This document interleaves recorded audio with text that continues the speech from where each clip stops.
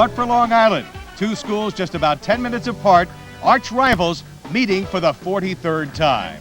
Well, hi again, everybody. I'm Barry Landers, joined by Bob Rule on a magnificent day for lacrosse. And Bob, two teams that know each other well. What can we expect this afternoon? Well, I'll tell you, the last time they played, Adelphi felt they were a little too conservative. They ran a zone defense that allowed posts to throw the ball around, play their kind of game. Today, what Adelphi wants to do is up-tempo their game. I think you're going to see a lot of run and gun, a lot of offense today. Well, Post came from behind to win that last meeting, 9-8. They were down 8-6 with a couple of minutes to go in that game. Speaking of Adelphi, they're a club that has some terrific talent on offense, and they've got a midfielder by the name of Anthony Piccone, who's a dandy. Well, Anthony Piccone's got attackman statistics. He is a terrific, gritty midfielder. He's their face-off guy at 68%. He's got over 50 points. He's going to come up big today for Adelphi to have a good chance of winning. Well, Mark Mangan is another star, a young man from Australia who can light it up. He is a guy that is number 2 in the nation in Division II in scoring. You look at CW Post, this is Tommy Postel's perhaps his best team since they've gone down to Division II. They're loaded, they're deep, and of course they've got a very talented attack led by Todd Bolognese. Well, look at Todd Bolognese. He's almost Anthony Piccone's like on the Post team. He is a gritty, tough attackman. They want to get the ball to him in big situations. He'll dish it out. He'll score. He'll do anything it takes to win. At the end of the game today, he'll be spent. He'll give it his all. Well, perhaps the winning team will be the team that is hungriest today, that wins the battle of the ground balls. And our colleague, Jim Cavallo, returns with a chat with both coaches. Get set for exciting championship lacrosse coming up next.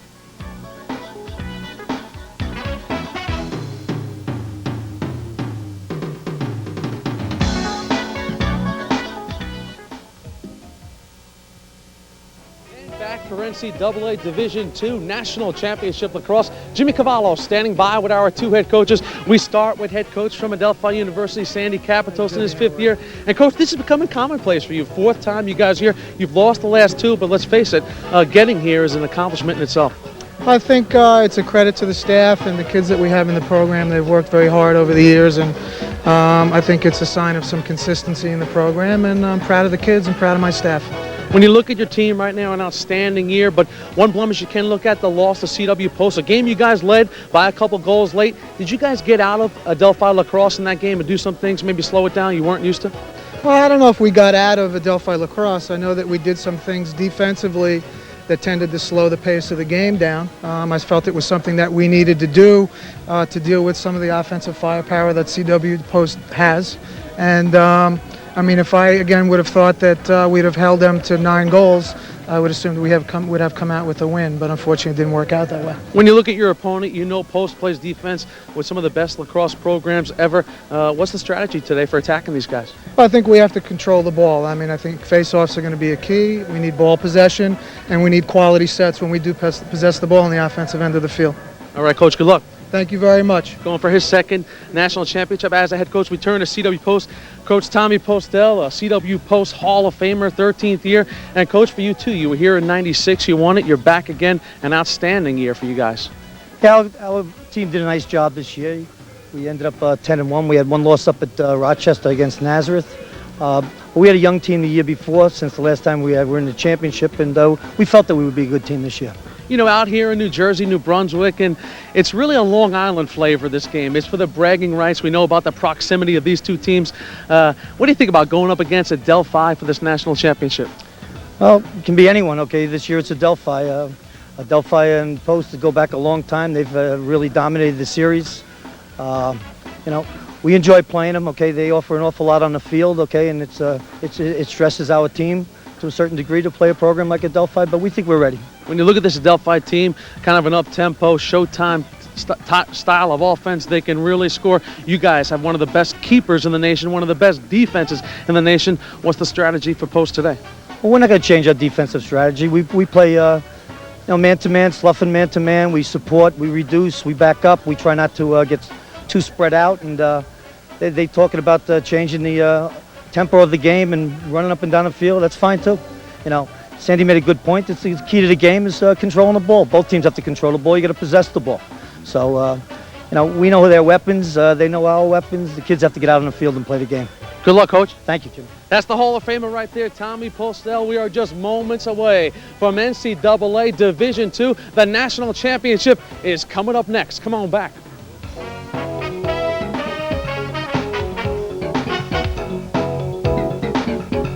actually pretty cool. Professors are interesting, and I'm learning a lot. Well, if we take the internet and tie... Started the co-op job I got through the Career Center. Great experience. And I get paid. Tons to do on campus, having a great time. I told you, you should have come to Post. The choice is clear. CW Post, Long Island University. Uncompromising. All Lacrosse stores. Come visit one of our 4 locations in East Meadow, Hauppauge, Huntington, and Manhasset. If you're looking for a lacrosse stick, come in and customize one to your specific needs. You design it, and we'll create it in under 1 week. We carry the largest inventory of lacrosse equipment on Long Island. When it comes to lacrosse fashion, Lacrosse Unlimited stocks the most complete selection of shorts, shirts, hats, and sportswear. Nobody services the lacrosse community like Lacrosse Unlimited. Back at Urick Field on the campus of Rutgers University, the NCAA Division II Championship. The Adelphi Panthers and CW Post Pioneers for a big crowd here at Urick Field. Rutgers home soccer and lacrosse field. You see the Adelphi Panthers and the CW Post Pioneers getting set to go. How about that post attack? Okay, if you look right now, they're very well balanced, but Bolognese is really the heart and soul of the team. They want to get the ball to him in really key situations. Chamberlain, however, is their point guy. He's their quarterback. He'll be the guy who really directs the offense. Well, it's a goaltender's delight when you've got a defense that they've got, CW Post, the best in Division II coming into the game today. And it's a real surprise as he graduated 2 All-Americans last year. These kids have come in and meshed great with Fredericks. And I want to point out Fredericks' 68% average, which is terrific at any level. This kid is the best goalie in Division II, and he's facing a kid who thinks he might be the best Division II goalie in Kaluza, who's very close. This could come out, too, what goalies are. We'll take a look at the Adelphi starting lineup, and of course, on attack, they've got a dandy attack right there. Tower, Maselli, and Mangan, and midfield's also excellent. Flaherty could be a key in this game. Yeah, Flaherty didn't do much that first game. He's got one a real hard outside shot. If they shut down Pacone, they got to go to Flaherty. Well, it'll be interesting to see the matchups in this game. The last time these two clubs played, Adelphi tried to slow the pace down, played a zone defense. It was successful for a while. Then Post was able to come away with a come-from-behind victory, 9-8, scoring 3 goals in the final quarter. Well, one of the things that Adelphi feels, they get a little more depth. On a hot day, you run a zone, it goes to the advantage of the team with less depth. I think what you've got out here now, if I'm the coach, I'm saying, if at the end of this game you have anything left at all, you haven't played hard enough. This is for all the marbles right now. Well, these two teams know about playing in championships. The 3rd time they've met for a national title. Adelphi's 4th straight year in the national championship. They're like the Buffalo Bills a little bit in football. But here's an interesting thing right now. They're running 2 long sticks on the midfield. They really want to get the ball. If not, they want to play defense starting at the midfield. Anthony Pacone facing off. And off the bat, illegal procedure. Our referee, and we've got a dandy crew. We'll give you the officials in just a moment. But right now, we're underway right here. Yeah, David Kelly's going to mark Pacone. Wherever Pacone goes, Kelly's going to be right in his pocket. So we'll set the lineup for you. And the first shot goes wide of the goalkeeper, Vin Fredericks. And ball battled for, and finally coming up with it. And a very alert keeper, and that is Vin Fredericks, number 1 in the nation. And now they'll look for transition here. Post got a lot of depth. They'll like to push the ball up if they can. And we'll set their lineup for you. Number 5 is Luis Gonzalez in the midfield with number 10, Dave Loyacano, and number 32, Anthony Santamaria. And on attack, it's Bolognese 3, Jaworowski 17, and Gavin Chamberlain 23. A lot of weapons out there. What I like is their balance. That's right. If you shut their attack down a little bit, they've got a midfield that can score. That's what I like about this Post team. They've got good balance on offense. Now Post working the ball unselfishly. Cross feed. Luciano's shot broken up in front. Calusa with the save. Now, Calusa's a linebacker playing goalie. He's got that big body, kid from Garden City, and had a good position on the ball and made a nice save. Dave Loyacano, number 11, with 17 goals. And now Adelphi looks to clear. Sean McCormick, number 37, trying to get it across. Ball loose. Both teams are used to playing on grass. This is just a beautiful field, and just couldn't ask for better conditions. Rutgers has done an absolutely outstanding job of getting this field in great shape for a game. You could not play on a better field than this anywhere in the world for a lacrosse game. So we'll see what Adelphi can do offensively here. The guy to keep an eye on is, of course, number 3, Anthony Pacone, along with number 23, Mark Mangan. And that shot from the outside whistled wide. Now, little thing, Scott Janko is a converted midfielder, converted attacker playing midfield. He played the shooter then with a stick on the wrong side. You want your stick upfield, so if he dodges, your stick's in the way for a shot. Wasn't that way then. Mangan, who had 3 goals, 2 assists the last time these two clubs played, checked there. They're going to pay very close attention to him. Almost, and Mangan's got to stop forcing the ball. He had 3 men on him. He's got to pass it if he gets a chance. Low hard shot by Charlie Flaherty, the lefty, and the save made by Vinnie Fredericks. And Mark Ford has joined us, and Mark, former assistant coach at Rutgers and now with Shamrock Lacrosse, your early impressions. It just seems that they both want to establish their own tone. They're getting all their nervousness out, and they're looking to try to establish some type of tempo. Right now, there's a loose ball. Here we go. And both teams a little bit nervous right now, playing before the big crowd. And right now, Post picking up that ground ball. The winner of ground balls could be the winner of this game. That's the old coaching cliche. Pick up a ground ball. Whoever picks up more ground balls and wins more face-offs, generally it translates into ball control and more offensive opportunities. Well, this is Loicaano, number 10, going behind. Coming around, got checked. Good defensive job by Dan DeBetta, number 24. One of the things that Tommy Postel likes to do is to try to create matchups against the short stick. Exactly. So he had Luis Gonzalez inverting there, number 5, who is one of their principal offensive midfielders, as he went behind as we look at Greg Calusa. And he is quite a young goaltender, number 2 in the nation out of Garden City. Second team NICAC right behind his opposite number on the other end, Vinnie Fredericks. You know something, if I'm second team, what do you think I want to show in the field? That I should have been first team, especially in a game like today. That's what he's trying to do right now, show that he's good. That's competition. That's what you want to do if you're a goalie. Mark, how about the ride here? We see the They're doing goalie. They're doing a little drop back ride. Not much pressure on the ball at all. Yeah, they're trying to prevent a fast break. They get back. If you make a mistake, fine. If you don't, you're not going to beat us on a fast break. This is Chris Babb, number 2, who brought it down. Off to Flaherty, 41. We'll set the midfield for you right now. Rich Vizlaki, the second midfield unit. 2 of the 3 are second midfielders out there right now. Well, he's a former high school teammate at Bacone at Lindbrook. A real hard-nosed ball player. Not much of a scorer, but plays great defense. Works hard with the ball and off the ball. Transfer from St. John's. Of course, they dropped their program a few years ago. Had a fine Division I program under Bill Miltenberg. Now a little patience shown on the part of Adelphi. No score in case you're just tuning in. We've played about 4 minutes and 15 seconds. Barry Landers along with Bob Rule and Mark Ford, as Vizlaki will take his man behind, taking Ernie Thompson with a short stick behind. And one little thing, look at Vin Fredericks, the goalie. He's a lefty.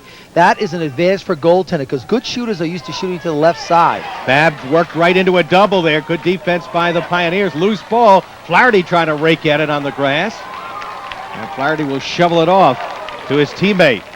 This is Maselli, number 5, who's done an excellent job this year. Back door's open.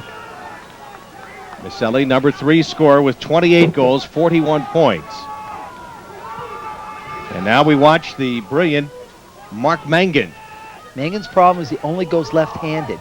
He will not put his stick in his right hand. Ooh. Well, he hit the post there. On a backhand. How many backhands do you see in lacrosse?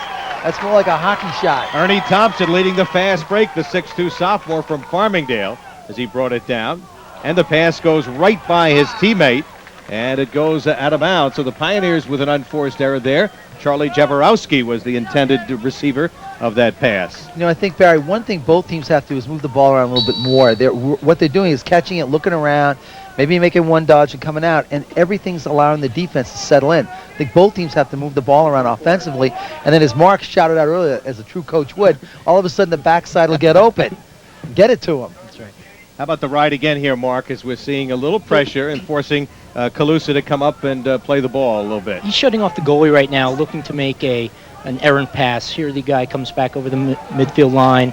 Easy clear. So Adelphi with possession in a scoreless first quarter. Looking to get on the board here. And as Babb was getting that shot, he had it checked, lost it out of his cross, and the ball goes back over. Right now to Adelphi. They'll put it in play. This is Picone, number 3. Anthony Picone, Player of the Year in the NICAC Conference, coming in and scoring. Nice Anthony move. Picone with his 34th goal of the year, and Adelphi takes a 1-0 lead. You got to remember, he's 5'9", 210 pounds. He is a bull. And then he just beat David Kelly the inside. What Kelly's got to do is when he rolls to the inside. Now watch this. He rolls to the inside. Kelly's got to use his body. He didn't use his body, and Pacone uses his strength. A nice slow bounce shot. Bang, goal. Oh, nice inside roll. The guy did not push him below the goal line extended. He had the angle and nice bounce shot. That's right. He's got to push him behind with his body.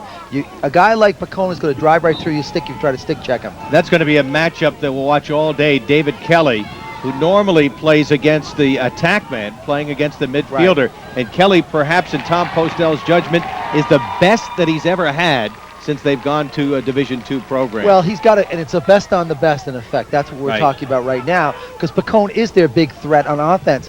If you can control him, Mangan doesn't get the ball as much. Both players know each other well from high school on Long Island. Pacone went to Lynbrook, and, of course, David Kelly played with that great Bethpage team, coached, of course, by our good friend. And a shot and a save there. A.J. Hogan played on that team. Like a solid day for Syracuse. A lot of good players. Broken up. Adelphi with it again. Scramble. Mangan in the middle of it. And they score! 22. Talking about the loose balls, picking them up. They pick up there. Rich Vizlaki, I believe, is the man who scored. And Adelphi, the ever alert. No, check it. It's number 26. A little tough to pick up from our view. And that's Brad Ross. Brad Ross, a junior, with his 8th goal of the year. Ball's on the ground. If you're a defensive player, you're supposed to knock guys down and check sticks. Ross picked it up, threw really a screen right off the crease. If you're defensive players, knock the guy down. Check his stick, knock the guy down as soon as the ball hits the ground in front of the crease. That's why. It's too dangerous. Ross, another Australian, who came over with Mark Mangan, and Adelphi scores again. Anthony Pacone right off the face-off. And the Panthers, looking to avenge their loss earlier this year against C.W. Post, take a 3-0 lead, Bob. Right off the faceoff. There's where Pacone is the most valuable player.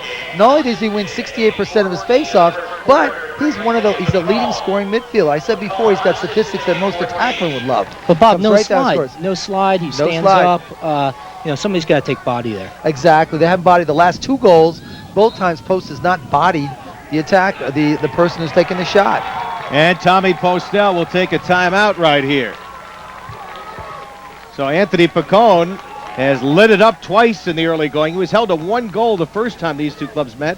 And Bob, we highlighted Anthony Pacone because we felt this transfer from the University of Massachusetts perhaps could be the best midfielder in Division II lacrosse. I absolutely think he is based on what we've seen. But the important thing is Pacone never even has to score a goal, and he's still a terrific midfielder. You win 68% of your faceoffs. You play tough defense like he does to pick up ground balls. You're still valuable.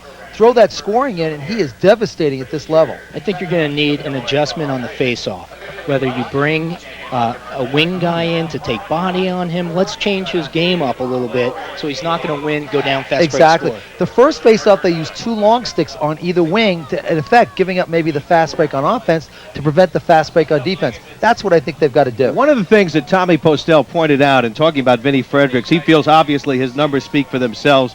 He's got the best goals against, best save percentage in Division II. But at times, he lets one in early, and it seems to, hurt him. But he does come up big in the big game. You know what I always think? When you're a goaltender, you want to make that first couple of saves to get yourself into a rhythm. Now, he made a good save in the first one, but now he's been rocked for 3 quick shots that were good shots, and the ball's gone by him. Well, he had 16 saves in the 9-8 win over Adelphi. Note this, that both post wingmen are playing on the defensive side of the field to cut off the fast break. You'll note that the Adelphi guys are playing across, one on the offense, one on the defense.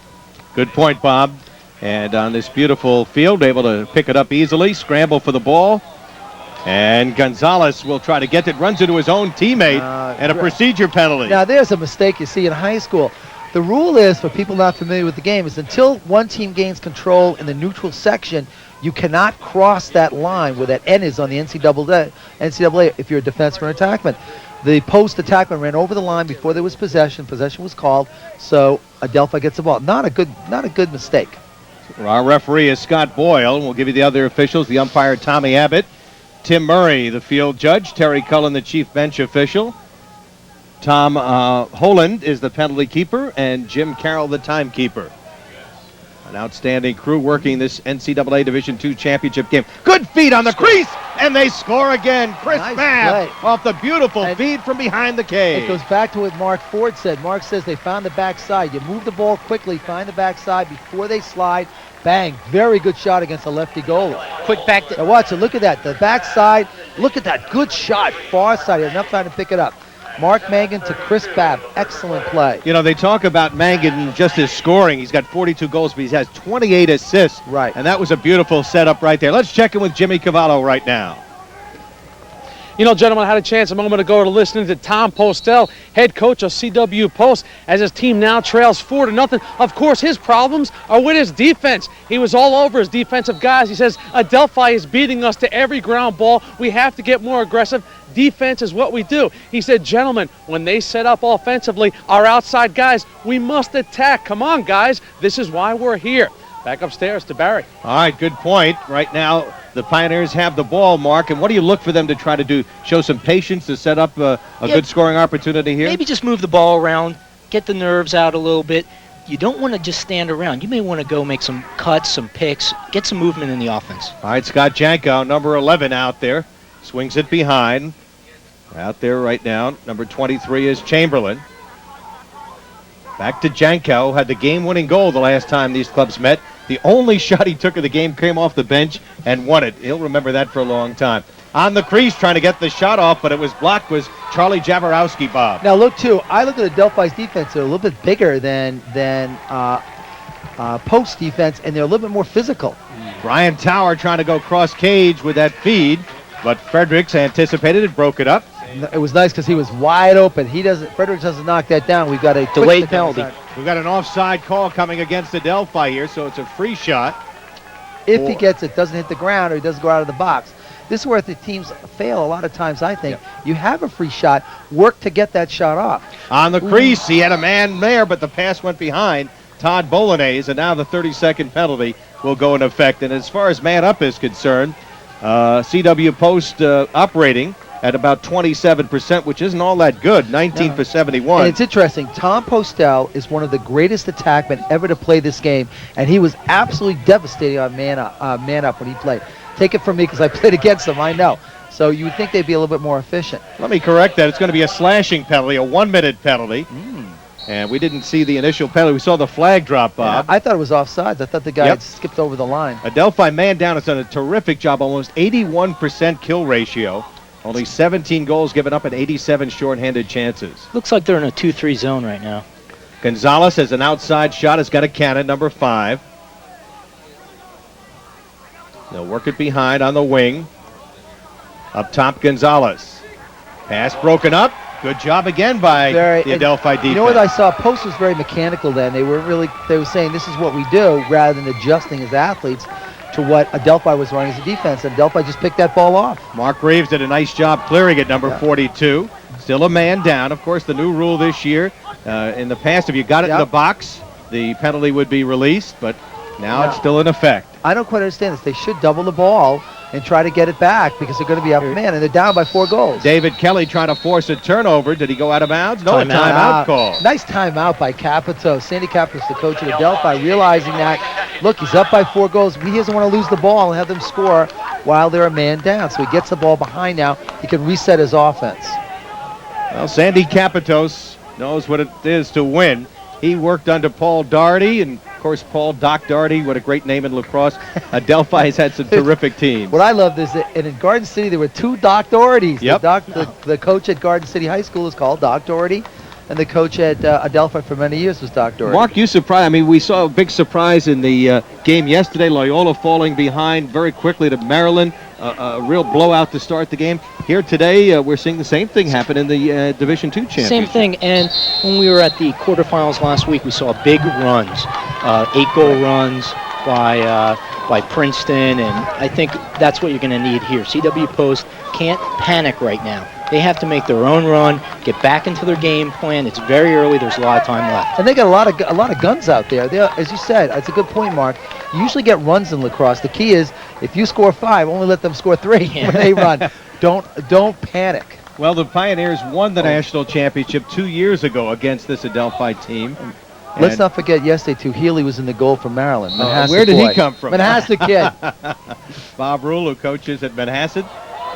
Good job here, and a shot wide. Excellent job by Picone to beat the double. And Picone beats it with really sheer strength. It goes between both of them. So Picone draws a slashing penalty, too. And that will give Adelphi a man up. They operated 24%. Not that good.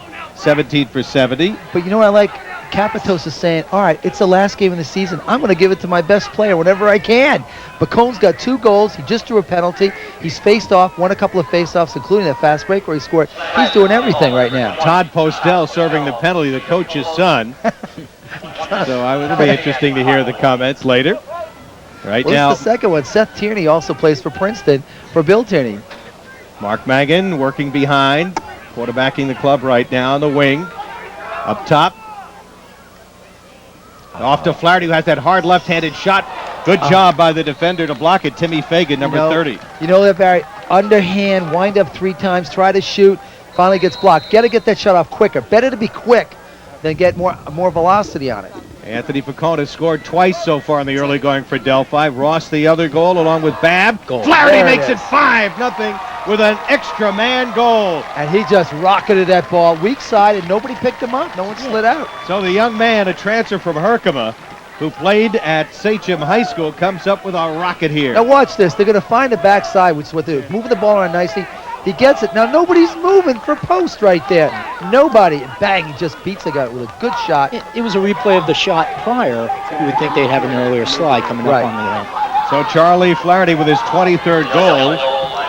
He's had 9 goals in his last 4 games. Talking about guy hot at the right time.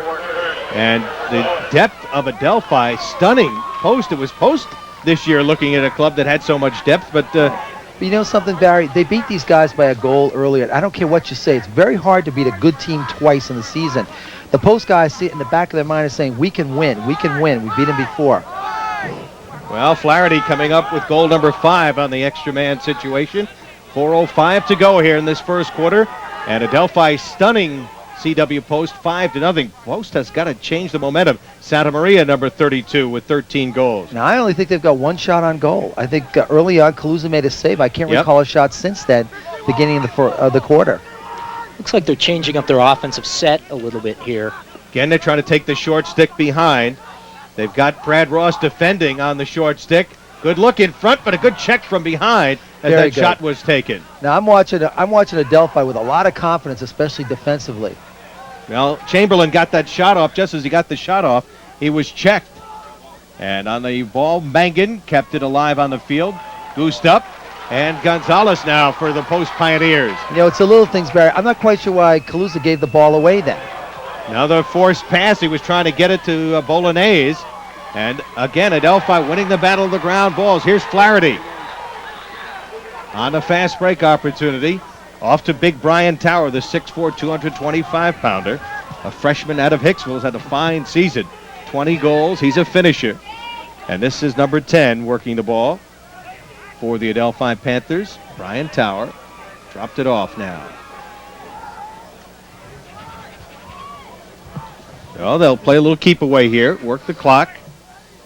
Anthony Saccone, number 15, junior out of Port Washington in the game right now. Transfer from Nassau Community. He's a Brahma Bull, and he'll try to beat his man coming around here. Very strong kid. Gets the shot off. And Vin Fredericks, who had the best save percentage in the country, who's given up 5 goals already when he only gives up 6 a game, made a save there that he had to make. A good save, too. A good low shot, but he's a lefty goalie. They threw it right into his stick, which is why it's nice to be a lefty goalie.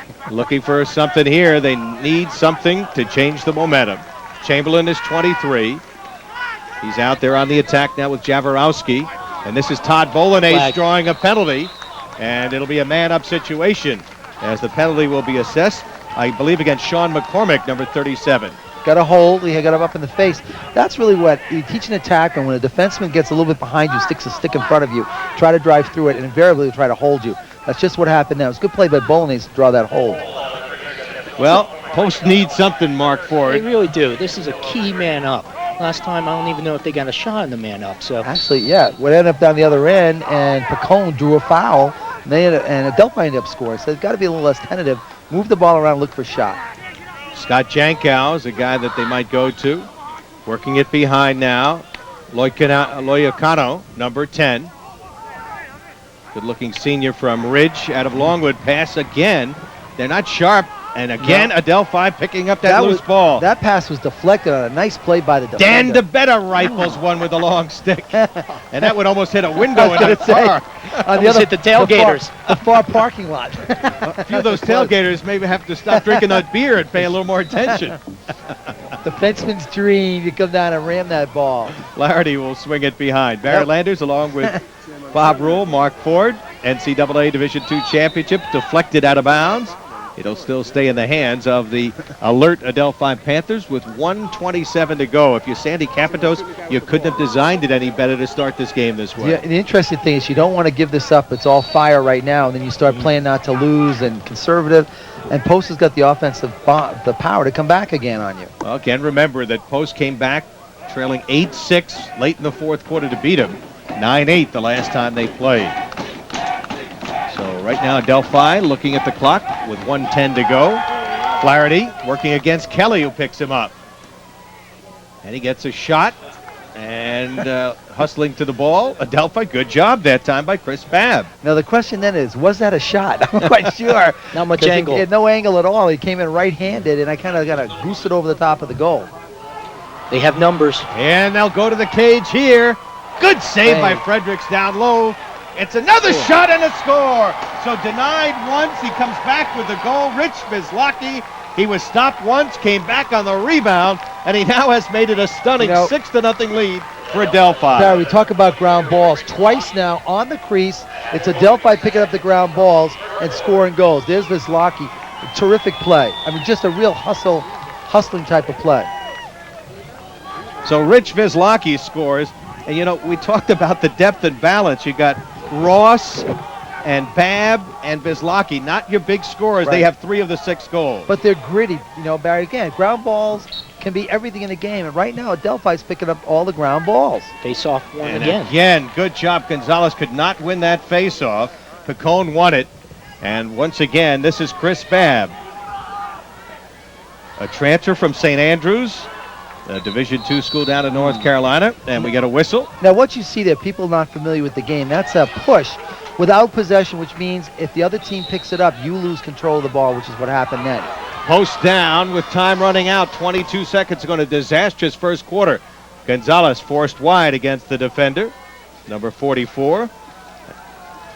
And that was Keith Lohmuller. 10 seconds. Down to 9. Trying to come around now is Loicoano. And that will go down to 2 seconds left here. Well, here's what you do, Barry. Everybody gets on the crease, feed the crease. Hope maybe draw a foul or a quick stick. Can do it. And that will do it. So the Adelphi Panthers look like Panthers in that first quarter as they storm the Pioneers. And the Pioneers look like sheep, I'm telling you right now, because they just did not play their game. After one, Adelphi 6, CW Post nothing in the NCAA Division II championship game. We'll be right back.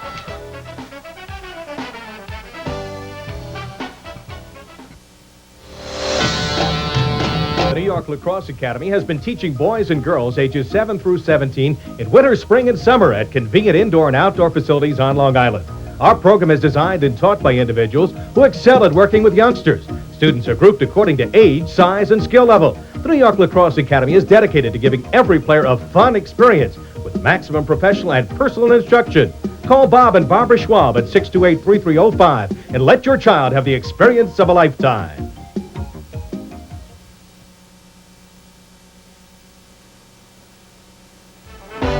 Along with Bob Rule, Mark Ford, back here at beautiful Rutgers University, where the second quarter is underway. And let's see if the Post Pioneers can answer back. Well, Tommy Postel's club down 5 and now 6-0. And look at Adelphi, how aggressive they are to the ball, Bob. Well, the interesting thing is I think Post has got to play with more intensity, and Adelphi's got to keep it up. Look at ground balls. Adelphi 15, Post 6, and that tells right there who's dominating this game. Shots, Adelphi 19, Post 5. Not only Post had too many on the goal. Opportunity for Post to try to get on the board, but they mishandle the play. Herrenkow, 25, was trying to get it off to Gavin Chamberlain, 23, and it got broken Never up. got it. But you know what I like? The aggressiveness of post end. Pick up that ground ball and driving down. They know they've got to up tempo. They've got to increase the intensity both offensively and defensively. No question to come about it. back. The other thing we're going to talk about, Barry, a little bit, there's been a 20-day layoff for both teams right now. Maybe Adelphi had a little time to heal, a little time to concentrate on how to beat post. Well, right now, Matt Ansey has come into the game. We'll pick up some changes for you. Adelphi with the ball. Matt Ansey has come in defensively for the CW Post Pioneers, number 39. You know, another important thing, Barry, is this allows Pacone to stay off the field now. Here's a guy who does so much. Now they can keep him off the field and have him fresh for maybe the third and fourth quarter, a little bit fresher. Richie Vislaki, who got his 5th goal of the year. A young man from St. John's who has done an excellent job as a complimentary player. Now they're getting a little bit of a warning here. Right. Well, he's got 10 seconds to get it in the box, so here he goes. Flaherty, the lefty, swings it. Goal line extended. This is Mangan. Mangan coming around and scores with a left hand low shot. Boy, a low drive to the far corner. I'll tell you, they are as hot as firecrackers right now. Mark Mangan coming up with his first goal. He assisted on one earlier, and it is now 7-0 in a stunner. Now watch this. He just outright beats his defenseman. Here he comes. Mangan takes it, puts it in his left hand. Now he is a good scorer. Comes around, he's a tiger coming around. He gets a half step on his defenseman, and watch him come around and shoot low. That's a great shot because he beats Tim Fagan because the goalie's got to keep the stick high. He drops the stick real quick and shoots to the far corner. It's very hard for goaltender to get to that ball. Good shot. But again, as Mark Ford pointed out, where was the backup? Where was the slide? There was no slide on Mangan. He's just too tough not to have a slide on him. This has to be a stunner. 7-0, Adelphi leading, dominating this game. Again, these two clubs have played each other many times. Adelphi has dominated the series. But earlier this year, Post won, and 2 years ago, Post beat him for the national championship. Yeah. Again, I'm looking and saying, I'm Post. I beat them before. I'm almost playing not to lose rather than win. It's a different mindset. Where Adelphi's coming in, and they're saying, we're going to beat these guys because we should have won the last time. Well, right now, Adelphi with 2 minutes and 20 seconds gone in this second quarter with a commanding 7-0 lead. Babb falls, but he got the ball behind. Look on the crease. They were trying to go to the big guy standing in front, Christian Neuer, but it was broken up. And that ball, Kelly will chase after it. It'll die in the grass. Now the deflection, it'll go back over to Adelphi. So nothing going right. Exactly, and that was a good pass really by Fredericks, and he just dropped the ball. Okay, they had a potential fast break there. Exactly. Louis Gonzalez just drops the ball right away, and when ordinarily I'm sure he'll catch that and goes. And even David Kelly seemed to be able to get to that ball, and he kind of nonchalant. Well, maybe I'll get a deflection instead of trying to take command of that ball. Well, I'll tell you, when you're down 7-0, all of a sudden your whole, I know it. I know when you're in a situation like this, it's very hard. It's discouraging. You're playing not on the balls of your feet. You're just discouraged right now. Post cannot buy a break. They need like a big save or something to really energize them. A save. They got to get a goal. I mean, no doubt about it. They got to break the ice offensively. Well, Pacone got him started early with those 2 of the first 3 goals, and then some of the backup people started at it. Mark Mangan just made it 7-0. And speaking of Mangan, the brilliant Australian, who's a All-American candidate certainly this year, gets doubled, beats the double, got in. Fredericks with a shot. Saved that time. Yeah, that's what you're talking about, Mark. He really stood his ground, and Fredericks made a nice save. But now they're having trouble clearing the ball. Back to Fredericks. Vinny Fredericks will try to clear himself. Gets up to midfield. Tries to feed an open man, but it's too high. Looking for Todd Bolognese. And Adelphi coming back with some transition. Nice play, though, by Kaluza looking downfield. But why is he throwing the ball down the middle of the field? Fredericks is trying too hard. Joe Buccello, number 8, got it across his teammate. I'll try to get the offensive unit on right now. Chamberlain, number 23. And Buccello, number 8, with it. He's a sophomore from Levittown. They've produced some outstanding players in the Levittown community. Off now to 17, Jaworowski. He's had a quiet game. He's their leading goal scorer with 26. Here he goes. Coming around, hit the pipe. I think I may have gotten a piece of it that time.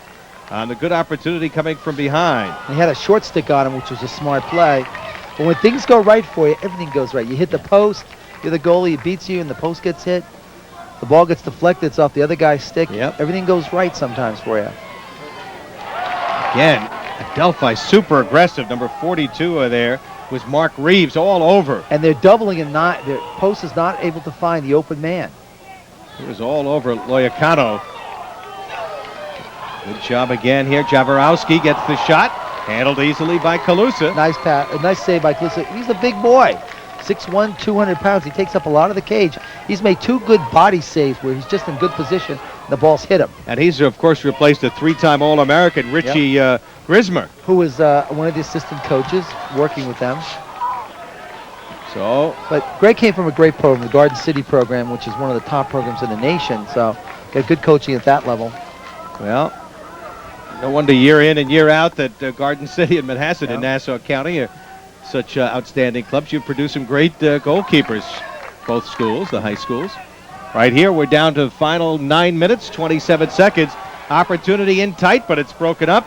That was Maselli, and then rifled wide by Anthony Picone. Well, I like the fact that they're just a little bit more aggressive posters on offense, but boy, they're still not hitting the goal. Why not bounce the ball when you're outside like that rather than shoot high where the goalie's strength is? Getting inside Gonzalez, and he finally breaks the schneid. And there's a simple defensive error. Check the guy's stick when the ball's coming over the top. Don't try to go over his head. Well, Luis Gonzalez, the guy who got a huge goal to tie the score the last time these two clubs played, his 15th goal of the year for the former Station star. Nice move, really nice quick face dodge. Goes back to his right hand and beats Kalusa clean. Nice play nice aggressive play by Gonzalez right there. He beat Dan DeBetta, who was a terrific young man who transferred from Hofstra. And that time, Dan DeBetta was sliding very quickly, and that's when you really do use a face dodge because DeBetta's momentum was towards the attackman. If you can dodge behind him, he cannot recover, and that's what happened then. Well, Picone went down, violation, so it will be a Delphi ball. So after 7 straight goals, and they went something like 21 minutes without a goal, the Post Pioneers, who average over 12 a game. This has been the entire, as Mark Ford pointed out, the entire tournament has been spurts, runs. Right now, what's great about the game of lacrosse, Post gets hot, scores a couple goals, they're right back in it again. Picone had the good presence of mind of falling, got it to Flaherty. Flaherty chased by Mike Brzezinski, number 18, playing him with a long pole.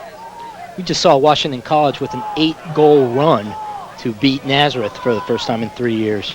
And we talk about parity. Nazareth was beaten by Post, Post lost them by a goal, and Adelphi beat them by a goal, and here they are playing in the Division II championship. So there's a lot of parity between the Division II and Division III now. Pioneers brought it down. Brzezinski, number 18, with the clear. With the top teams. Yeah, it's a good point. In case you're just tuning in, earlier today it was Nazareth losing the national championship, Division III, to Washington College. I guess that was three-peat. It was not going to be three-peat. But it was a nip-and-tuck game right through the third quarter, and then Washington just exploded, I think you said, for 8 straight goals. 8 straight goals. 8 straight goals, and beat Nazareth. Nazareth beat Post, I said, by 1 goal, and they lost to Adelphi by a goal. Dan Scarano draws a penalty, so they've got an opportunity here for a free shot here. Scarano, number 21, had 15 goals a couple of years ago, and this year he was a 3-year starter, moved back on defense. And there's another flag. They're going to go 2 men down for interference. On the crease. 3rd flag. 3 flags. Whoa. Triangle it. This will be interesting. Chamberlain got the shot off, and now we do have 2 flags, so they could go 2 men up. 3 men. They could go 3 men up. Let's see what 1, 2, I'm counting. Unlike hockey only allows you to go 2 men down, and then the other guy stays out until another man comes in. Lacrosse, you can go as many men as you want.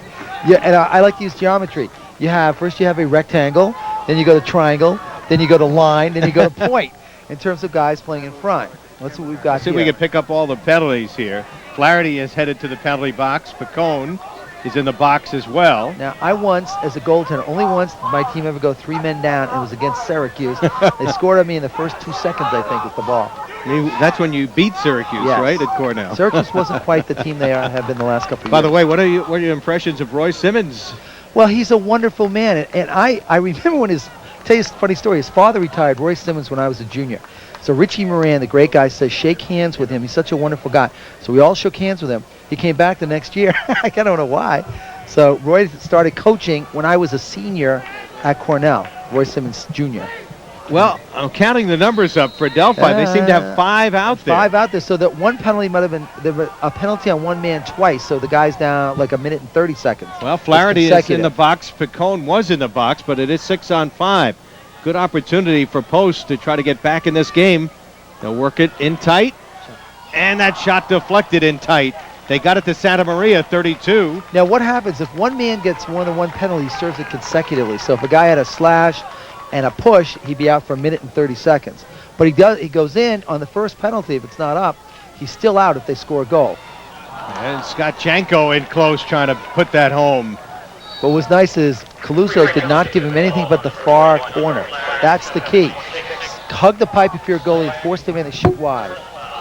All the penalties were on Flaherty. 3 for 2 minutes. Slashing, personal foul, and holding. Good job by Greg Friedlander helping us out with stats.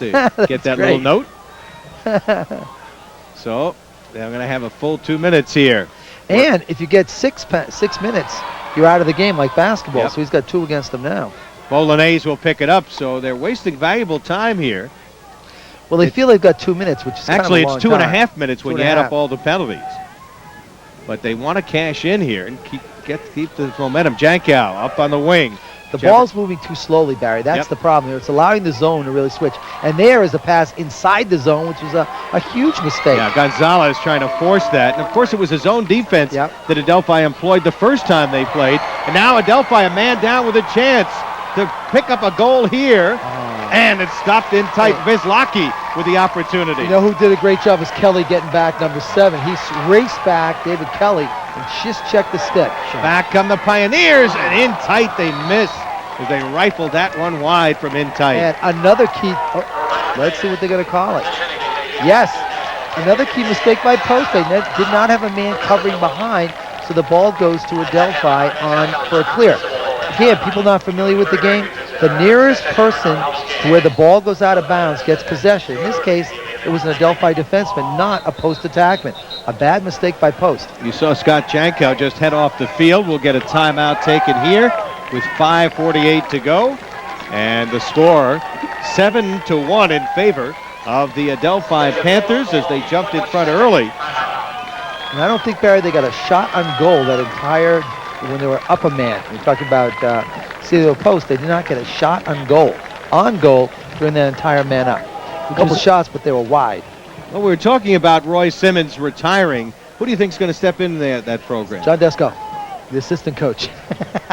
He's been there 19 years. He's a wonderful guy. Really deserves it.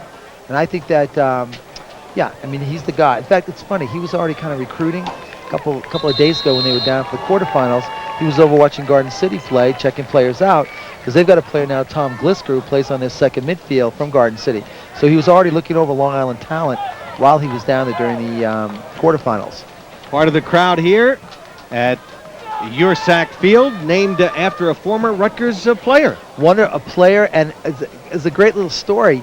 I do the Rutgers camp, I do the goalies, and Mr. Ursack came in, and his daughter was the goalie. So a year or two ago, I had 24 male goalies and 1 female out there playing for us. Well, he was a player, was quite successful in business, I donated guess so. quite a bit of money to Rutgers University, and they're really excited here at Rutgers with the new athletic director taking over. This is a wonderful Mr. Robert Mulcahy. I would say this is a wonderful playing field. This is perfect for a good lacrosse game. You can't beat it. Well, Post, look at the difference in ground balls. We'll give you that. Jankow rifled it wide. Still a man up here. And they rifled it high. Jankow again scores! Good cut. That's what they got to do all the time. That was a great cut. Strong cut to the goal. Catches the ball and quick sticks it in. Great Scott cut. Jankow, the transfer from Hofstra, the kid out of West Islip, with his 6th goal of the year to go along with 11 assists. And they needed that one. Nice feed from Chamberlain, number 23 there. Yeah, that was the key. Now watch it. Chamberlain gives him a feed. A guy cutting across the goal. He shoots back against Caluso. That's a very tough shot to stop. That was an excellent play. Good hard cut. This is what Post, I think, has got to do. They've got to cut and move, and work the transition game. That's what they got to do to get back in this ball game. They can get within 3 or 4 heading into Yep. the second half. I mean, they're obviously back in it. Well, I say momentum is everything. I saw Syracuse down to Virginia 14-7 and come back and win. Picone got it off, and a good shot in tight that time by Christian Neuer. A terrific save right then. Terrific save by Fredericks off his left foot. Picone again picking up that ground ball. Going to point out that ground ball is quite a difference in the second quarter. Post 12, Adelphi 6 before these last couple. Well, you know what happened? They're up, post is up tempo, and they know they've got us, so they're starting to play, where every ground with intensity. Yeah, look at them fighting for the ball, and they're going to get the turnover here. Well, that's the intensity we're talking about. And then if you're Adelphi, you relax a little bit because you're up by 7 goals, and you're saying, boy, we get this game. Psychologically saying we're in control. Oh, we'll get a momentary timeout here as both teams will make changes. Barry Landers along with Bob Rule and Mark Ford here at Ursack Field, Rutgers University. National Championship game, Division I tomorrow. Maryland against Princeton. The Division III championship won earlier today by Washington College, upsetting Nazareth, the 3-time defending champ. And, of course, right now, the Division II championship on the line. Last year, New York Tech won it. They knocked off this Adelphi team, and Adelphi in it for the 4th straight year.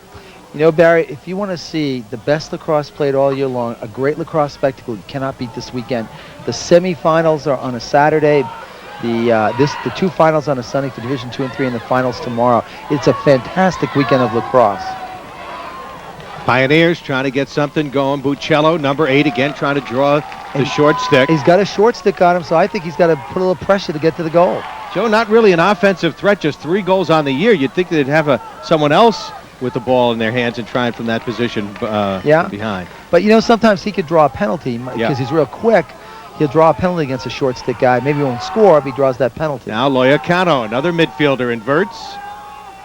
He's got a big stick, however, on him. He's got Lohmuller on him. Got good shot off. Good shot, but he dropped the shoulder real early. Calusa went right down with it and made a good save on the low shot. He was ready for it. All right, Panthers up by 5 as they'll bring it down. Babb trying to get the pass off. Picked off, and they've got transition going here. The Post Pioneers with it. It's really 4-on-4, so I think they should pull the ball out. Pull that ball out and work their offense. Yeah, Ernie Thompson brought it down, but then they lost the opportunity. It was actually 4-on-4 then. Yeah. And the defenseman really hustled. The defensive midi hustled back. Yeah.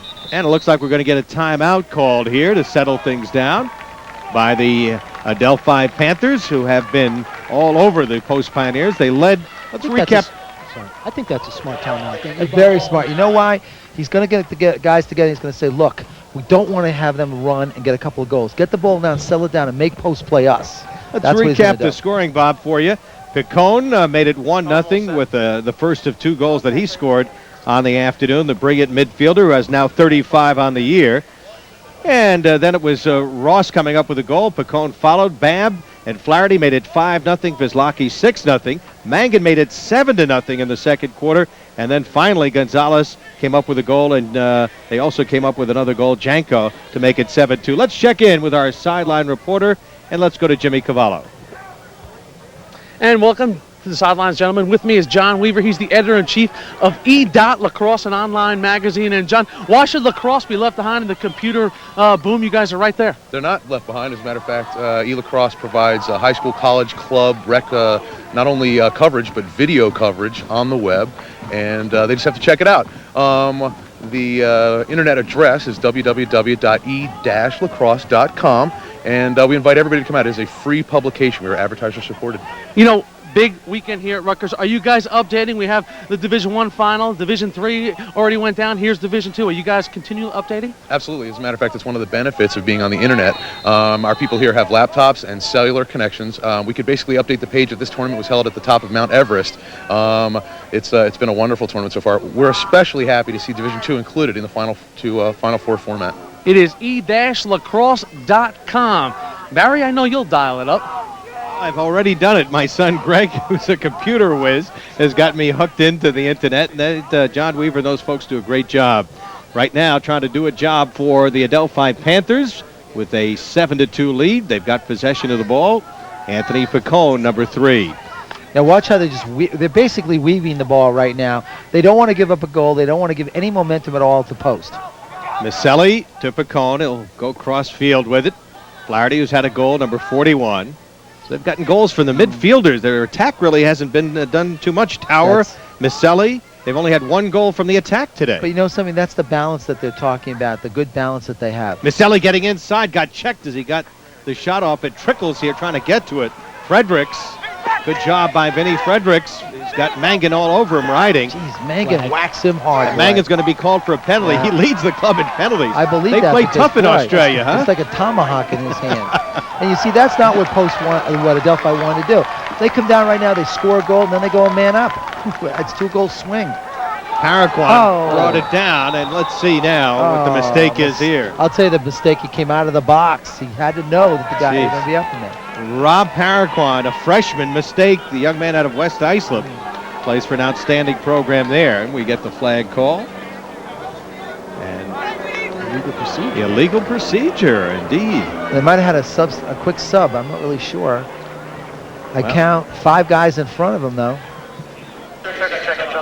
Mark Ford, we're down to the final minute and 54 seconds in what has been sort of a shocker for most people coming and following Division II lacrosse. You would never think that a 7-0 run would start the game. And here we go. But Post has some momentum now. Yep. Get a goal now. They've got the last 3 goals. Well, let's see what they do here. 17, Jaworowski. 5, Gonzalez. Off to Bolognese. They've got a man-up situation here as Mangan is in the box for that slash. Oh, Jankow got checked and lost it there. Good defensive job once again by number 44, Keith Lohmuller. And now Mark Reeves' pass is picked off. So again, the Pioneers with 1:15 to go in this second quarter. All even. Penalty is over, so the teams are 6-on-6. Good low shot by Bolognese. Stopped. Good save by Kaluza. Again, Bolognese dropped the stick and Kaluza went right down with it and anticipated that low shot. This is Luis Gonzalez who broke the schneid. They went some 21 minutes without a goal and then scored some 6 minutes into the second quarter. Gonzalez gets a pick from Jankow there. 45 seconds to go. Jankow, who scored one of the 2 goals, got it in front. Santa Maria had it broken up. Well, they worked the ball in tight, Santa Maria. But still, they're throwing at guys who are covered. They've still got to work the backside. Oh, Kelly with a hospital hit. It's going to be called for a penalty. Let's see what they call. Probably a cross check. Oh, my. Kelly with a big hit. And I believe it was on number 15 of Adelphi. Let's see if we could possibly pick that up again. All right, watch this. Gave him an elbow. The stick was high. It's very tough in a case like that to hit a guy clean, quite frankly. The refs are looking to throw the flag because they don't want guys hurt. And he did come up a little bit with his elbow and got him in the face. This really hurts Post, a situation like this, simply because there are 2 things can happen. If I'm Adelphi, maybe you work for 1 shot. Here it is again. Watch this. Bang. See it with the elbow up high.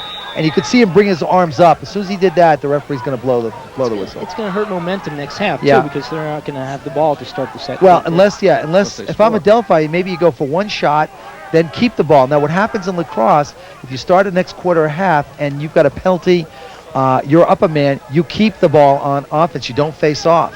Mangan swings it on the wing. Picone, who's had a pair today, up top. Yeah, that's what they're going to do. Just hold the ball. Flaherty down to final seconds, and that will do it as the first half has come to an end with the Adelphi Panthers racing to a 7-2 halftime lead as they look to avenge their earlier season loss and come up with another national championship. They won it in 93, won it in 95, and then lost, of course, in 96 and 97. Let's go right now to Jimmy Cavallo. Coach Tom Postel. And Coach, let's face it, down 7-0. Your guys could have mailed it in. If you break this game down to thirds, you guys had the better last 10 minutes. Well, we're not breaking it down. We're not breaking it down, and we're not quitting, okay? We're coming back in the second half. We got behind. We're going to open up this game. They want to run. We're going to try to run as best we can. When you look at CW Post, you talk about defense. Where were the defensive breakdowns? Well, we broke down the balls in front of the cage a couple of times. We didn't put anybody on that backside, okay? And they picked it up for 3 goals, I think. You know, so we got to go over a couple things on defensively. We're not going to use our long poles as much as we did. We're going to go with short sticks. Hopefully we can possess the ball a little more. Okay. With the ball. Good luck, Coach. Thank you. Down by 5, 7-2. That's Tom Postel. Good of him to stop by after our first half that really saw CW Post fall behind in a hurry. We shall take a quick break. We are at halftime of the Division II National Championship. When we come back, we'll talk to our 2 athletic directors. Come on back. You're watching Championship Lacrosse right here.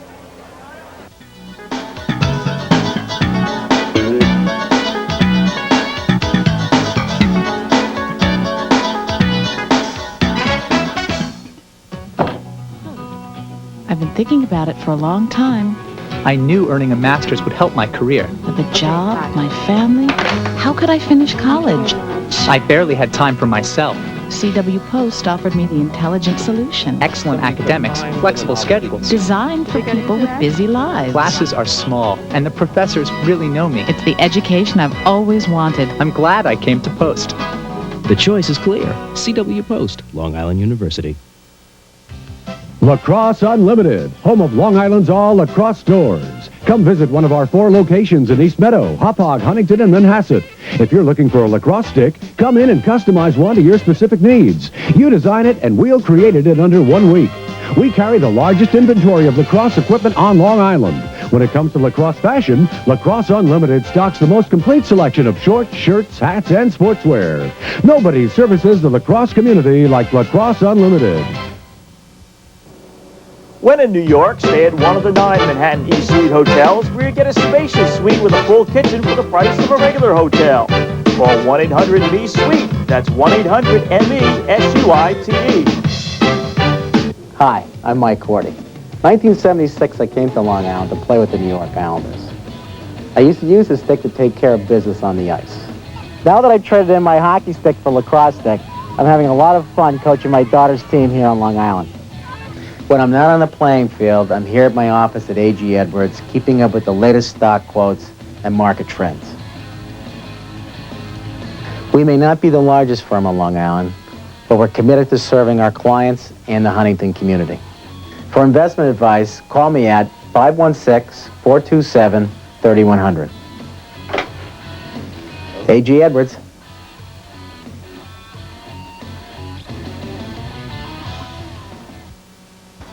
And we are back at halftime here at Yursak Field of this Division II National Championship. You know, for the past 13 years at CW Post, Vin Salamone has been the athletic director. Good to see you, Vin.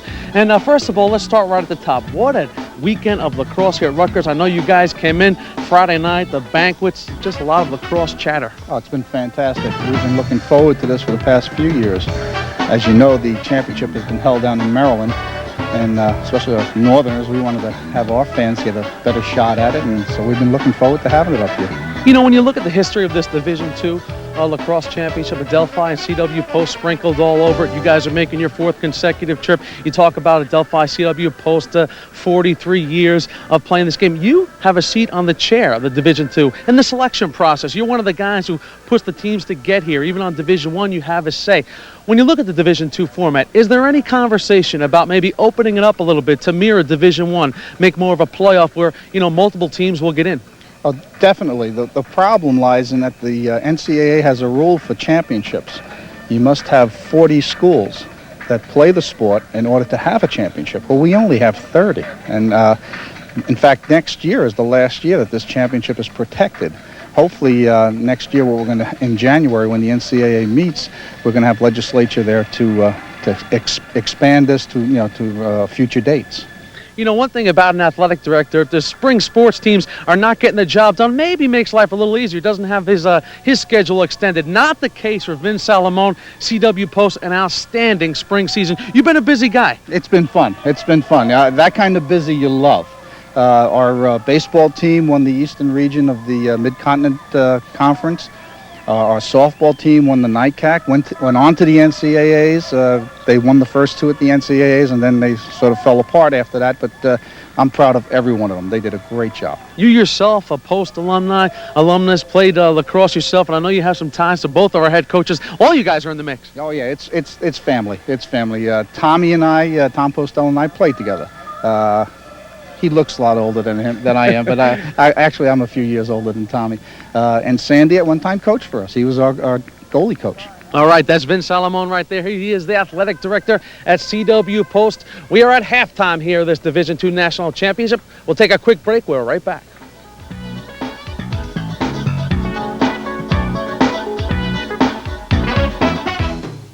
Come on down to Olympic Den at 676 Dover Avenue in Franklin Square, one of Long Island's largest lacrosse suppliers for 22 years. Choose from our large lacrosse inventory, including Bryant, STX, De Beer, Warrior, and Sport helmets. We carry Cascades, lacrosse heads, shafts, including alloy shafts, composite shafts, and titanium shafts. You can also come and design your own personal custom lacrosse stick. Choose from a wide selection of shorts. Olympic Den also features the Clear Edge, Edge 2, and F22 shafts. Olympic Den, located at 676 Dover Avenue, Franklin Square. 516-486-0975. E-Lacrosse Rage on the Cage is the ultimate lacrosse highlight experience. Scoop one up at the E-Lacrosse website or find our lacrosse stores like Great Atlantic, Wax World, Commonwealth Lacrosse, and Lacrosse Unlimited on the island. Hi, I'm Mike Cordy. 1976, I came to Long Island to play with the New York Islanders. I used to use this stick to take care of business on the ice. Now that I've traded in my hockey stick for lacrosse stick, I'm having a lot of fun coaching my daughter's team here on Long Island. When I'm not on the playing field, I'm here at my office at A.G. Edwards, keeping up with the latest stock quotes and market trends. We may not be the largest firm on Long Island, but we're committed to serving our clients and the Huntington community. For investment advice, call me at 516-427-3100. A.G. Edwards.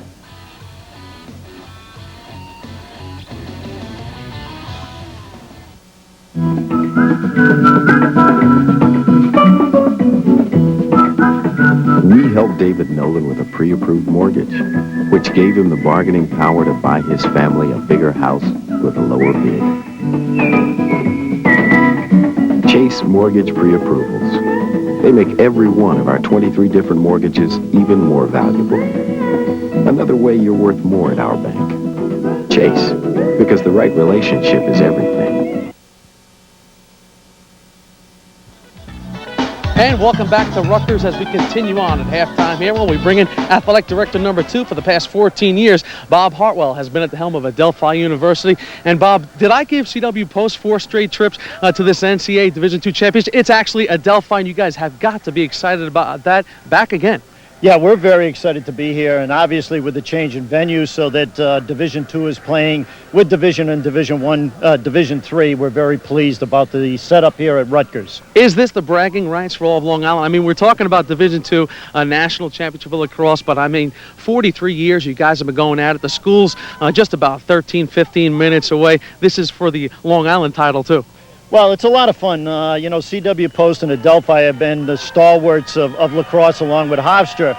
But the thing that both of our institutions have attempted to do is to make lacrosse grow across the country. So we think that Long Island is the hotbed, but we want the rest of the country to catch up with us. You know, you're also a dean at Adelphi University. When you look at Adelphi, a couple bumps in the road in the past few years, but now Mr. Goldstein, new president, is in. There's a new attitude. Things are good once again at Adelphi. Well, the announcement of Dr. Goldstein as our new president has been very exciting on our campus. Our freshman applications are way up. There's a great excitement on campus, and I think Adelphi is on its way back. Oh, Mr. Hartwell, just like a great administrator talking about applications being up. You guys love that. We sure do, and athletics plays a role in that. We're real pleased about that. We have in excess of 200 athletes at during any given year. It's a very exciting time for us to be recruiting, and Dr. Goldstein really is going to play a role in that. That's the Associate Dean and the Athletic Director, Bob Hartwell of Adelphi University. We are just moments away from the start of the second half. NCAA Division II lacrosse. Stay with us. We're Shamrock Lacrosse, the new kid on the block. We make the latest and greatest equipment. Our men's lacrosse stick, the Rock, has a radical wing design that channels the ball from pinpoint accuracy and creates the deepest legal pocket in lacrosse. Our new products are Pro Shaft, a carbon-fortified wood shaft, and the Rule Pad, a multi-flex arm pad system. Shamrock's women's stick, the Rocket, is the new revolutionary design that is taking the women's game by storm. Approved by the USWLA. Look for the Shamrock in your store. Arena Sport and Graphics, specialists in custom screen printing, embroidery, and athletic uniforms. Located on Main Street in Fort Washington, Arena has a full line of lacrosse equipment by STX, Brine, Warrior, De Beer, Shamrock, and more. Get your Cascade lacrosse helmets at Arena and let us design your new helmet logo. Arena Sport and Graphics is a proud sponsor of the North Hempstead Lacrosse Club. Come out and see the best of post-collegiate lacrosse right in your own backyard. For more information and game times, call 516-767-5108. Hello? Oh, hi, Mom. Yeah, my teachers and career counselors are great. They even sent me email. Mom, the whole campus is wired. Yeah, we've got championship NCAA teams. No, I'm not lonely. There's a lot to do here. Rick and I were just going out to shoot some hoops before dinner. Yeah, the food's good. You're making lasagna? You got enough for both of us? We'll be right over. Adelphi. Stay close, go far.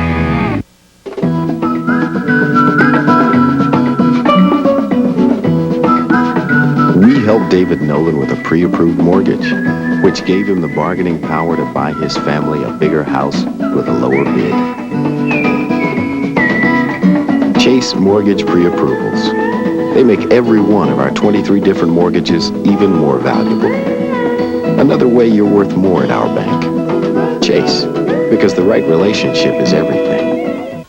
Barry Landers along with Bob Rolls, second half underway right now as the Pioneers of Post defending against the extra man situation. Adelphi, you recall, had the extra man when this second half began, and they make him pay dearly with their second man-up goal, and it's Brad Ross, again an unsung hero, second goal of the game, only 9th of the year for the junior from Australia. I'll tell you, this is a crusher because this is really a two-goal swing. Adelphi had the ball. I'm sorry, Post had the ball with a minute to go. They got a penalty, lost the ball, and now Adelphi scores. Really a two-goal swing. No question about it, and again, an unsung guy burning him. Brad Ross, who's known as a quick stick, plays man up, comes up with the goal. So Ross makes it 8-2, and that does hurt him. That was the first time they scored a goal in a long time. Remember, they got those 7 quick goals, and now they're up by 6 once again. Let's see how Post answers. It'll be very interesting. Not the way you want to start here. Tommy Postel said he's going to go with less long sticks and more short sticks so he gets more offensive power out there and runs a little bit better. The danger to that is a guy like Bacone with a short stick is tough. Well, we'll try to give you some first half official stats here. As right now Adelphi with the ball, flag on the play, so there's a delayed penalty coming up against the Pioneers. Adelphi moves it beautifully, and they score the gimme goal as they worked it beautifully down low, and they add to their lead as they now lead it by a score of 9-2. Steve Carpretano coming up with the goal. Plenty of time, great transition goal. That's what's going to hurt Post a little bit when they get a little too over-enthusiastic on the offensive side of the field. They still got to get back and play defense, and they did in that time. Well, we said what effect that goal would have, and they scored 2 quick ones here. James Maselli is going to get credit for the goal. A little tough to pick up the 6 and the 5, but it was James Maselli with his 29th goal of the year. What made it so good, Barry, is their ball movement. So far, the interesting thing, Adelphi has been very unselfish, looking for that assist rather than goal, looking for the better shot. Well, we'll give you those first half stats in just a moment. The shots were 21-16 in favor of Adelphi, as right now the Post Pioneers trying to get back in. They trail by 7. Remember, they trailed 7-0. And the misleading part of those shots is how many of those were quality shots taken by Post. I mean, a lot of shots went wide of the goal, never reached the goaltender. And Calussa's made some very good saves, but he hasn't had the pressure that Fredericks had so far. About a minute and a half gone by here as both teams will make changes. Gonzalez working behind. He takes the short stick of Babb behind him. Gonzalez, who got the first of 2 goals scored this game by the Pioneers, off now to his teammate.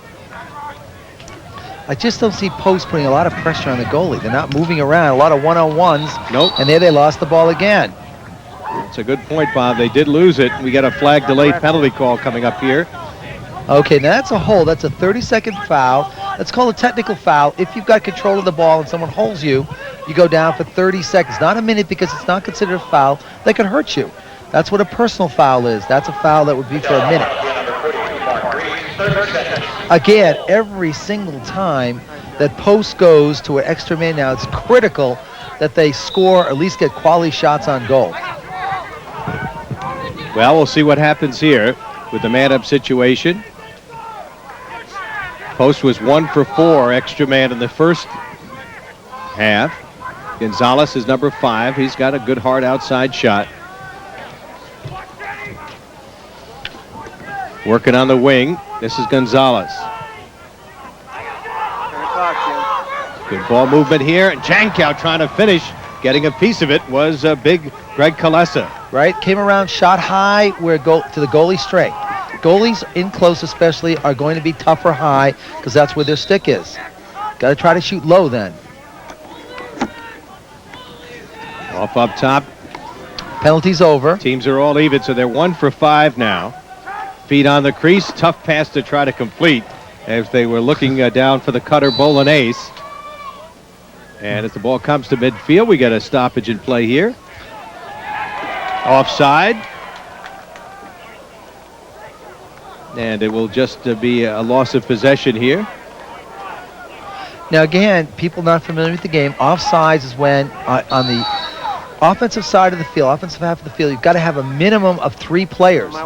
Once a person steps on the line or over it, and you only have 2, if you have the ball, you lose it. If the other team has it, you go down 30 seconds. If neither one of you have it, the other team gains possession. That's what happened then. Nobody had possession. One of the Adelphi defensemen stepped off sides. They get Post gets possession. That one hit the pipe, worked down low to Chamberlain. Fast break opportunity here. DeBetta leads the fast break.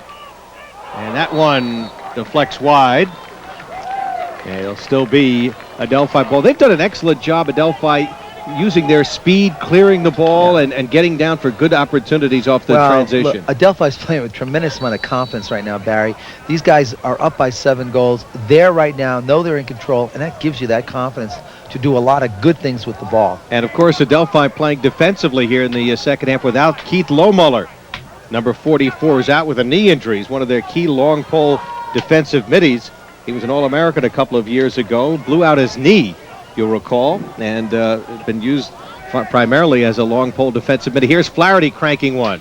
Deflected on the way, saved by Vin Fredericks. Scramble for that ball. He's caught out of the cage, and he almost was made to pay. But I like Vinny Fredericks is trying to make things happen as a goaltender, so he's trying to get the ball and get it upfield. Didn't happen then, almost paid the price, but I like the fact he's being aggressive.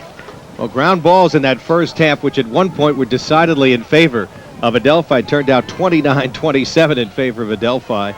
Face-offs, Adelphi dominating 8 of the 11. Well, that's key right there. And what happened is you're going to have lulls in a game. You're not going to be super the whole game. Adelphi had a little lull the last 10 minutes of the second quarter, but only give up 2 goals. This is Flaherty. Flaherty isolating now, up top. Going to his right, off now to Picone. Save made by Vinny Fredericks. Good save by Fredericks. That's a good hard shot.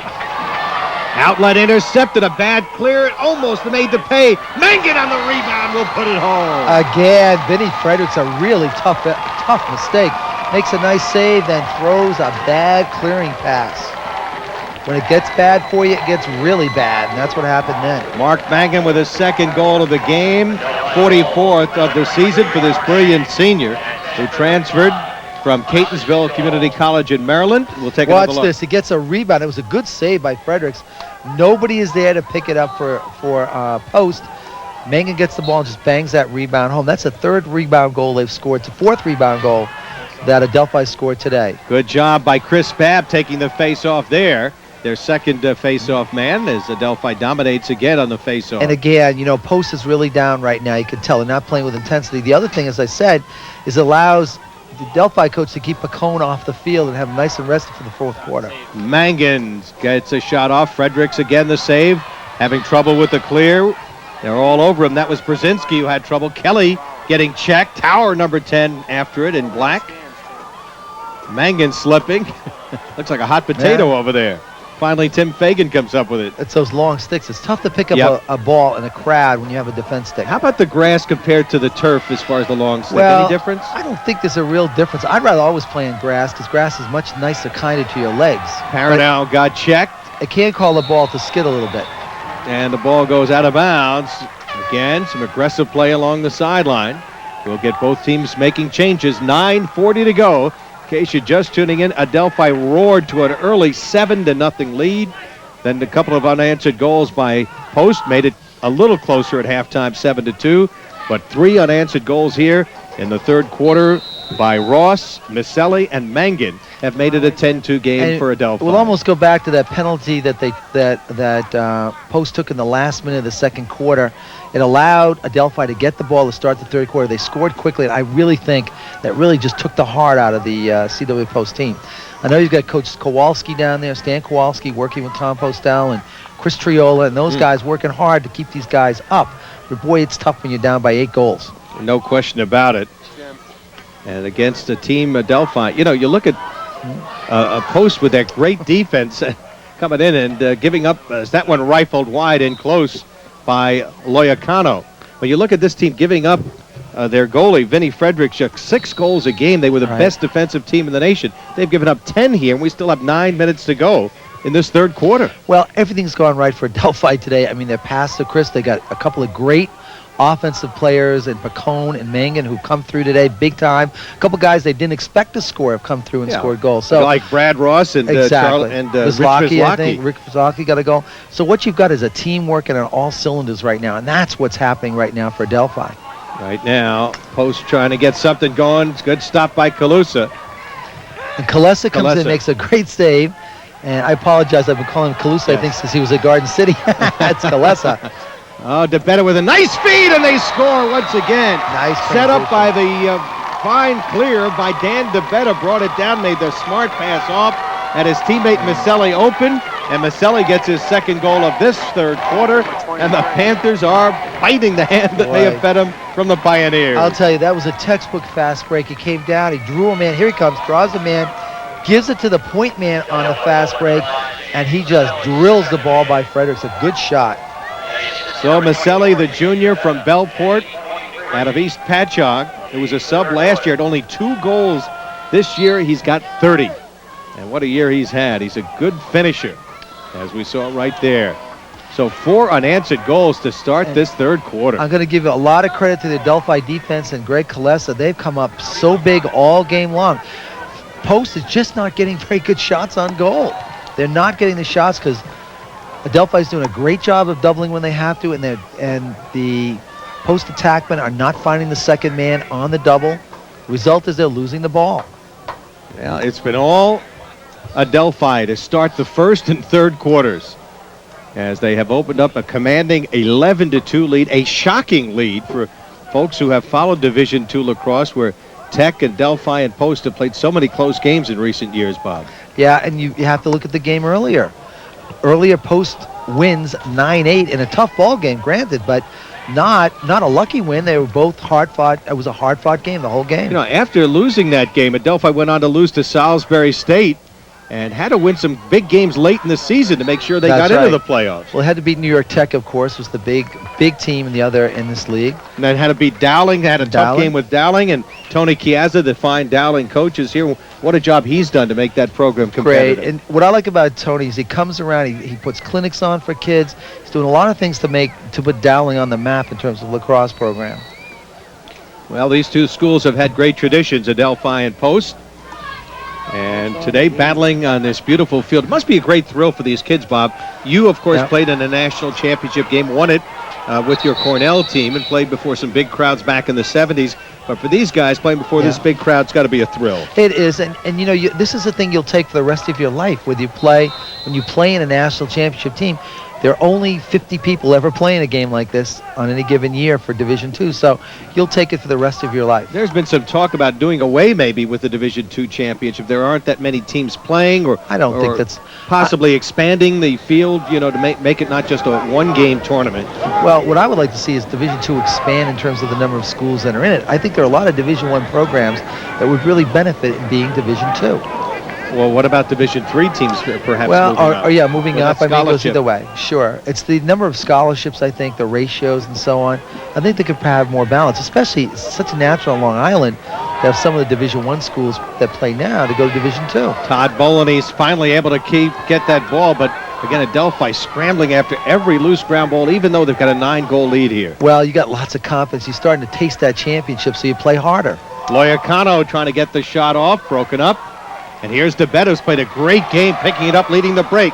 He's got Tower on the right. Will wind up and take the shot. Frederick's good save. That's a good save because it's tough to gauge where that ball is when it's coming off a long stick like that on a shot. Well, Dan DeBetta has got a great stick, and he's also can lead the break very fast.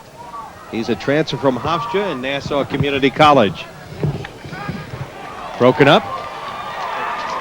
13 saves right now for Fredericks. And he's also given up 11 goals, so he's been under siege. Again, if you looked at that sequence, Post comes down with the ball, forces it to the inside.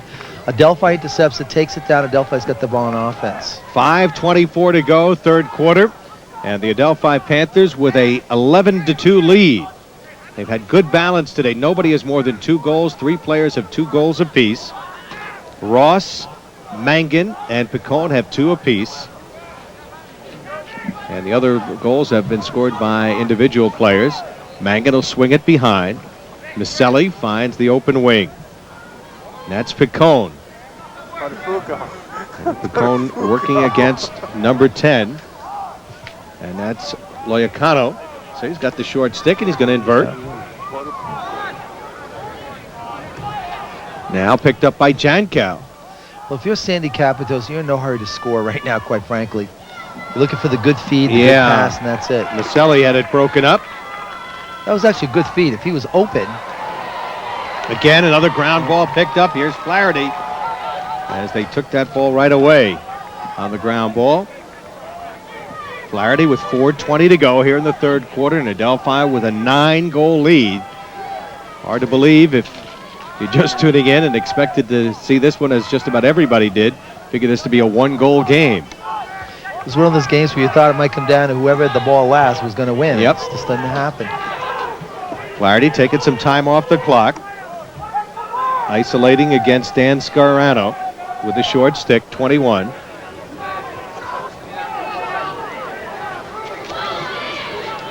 Beats him. That's to the left side. That's where he wanted to go, where his strong left-handed shot. They had a backer. Clock stops with 3:47 to go. Not a great shot, but you know, they've got 2 guys behind the goal. They know they're going to get the ball back. And that's really what they're playing for then. Mangan, who will play for the Australian national team in the World Games. Coming up, beautiful pass work. Hit the pipe. And Picone will pick up the rebound. Maselli hit the pipe. Tried to get a little too cute. And it's picked off that time by Dan Scarano. Picone tried to get a little too cute, passed the ball behind his back. He gave it right to a post guy. But look, you're up by 9 goals. You can experiment a little bit. Yeah, that's a no, yes, Yes, all right, that's right, yeah. kind of thing. In this case. Sandy Capitos can accept that here. Now Gonzalez comes on in the midfield, number 5. As you see the time remaining on the URSAC field scoreboard here at Rutgers. And Post Pioneers held to just 2 goals so far. And are we going to get a push in the crease violation going to be called? Now again, people not familiar with the game, if you see that little circle that's around the goal, the only people allowed in there, there's no offensive player ever allowed in that area, or you lose the ball, or the other team will get possession. You're the next ECA. And now, not much pressure. They'll easily bring it down. Tower working it behind. Brzezinski defending number 18. Up top, and the Pioneers, Saccone. Number 15, picked up by Kelly. And it's ball loose. Vezlovsky will pick it up. And let's check in right now with Jimmy Cavallo down in the field. Well, Barry Lander standing by with one of Garden City's own. This is Phil Buttafuoco.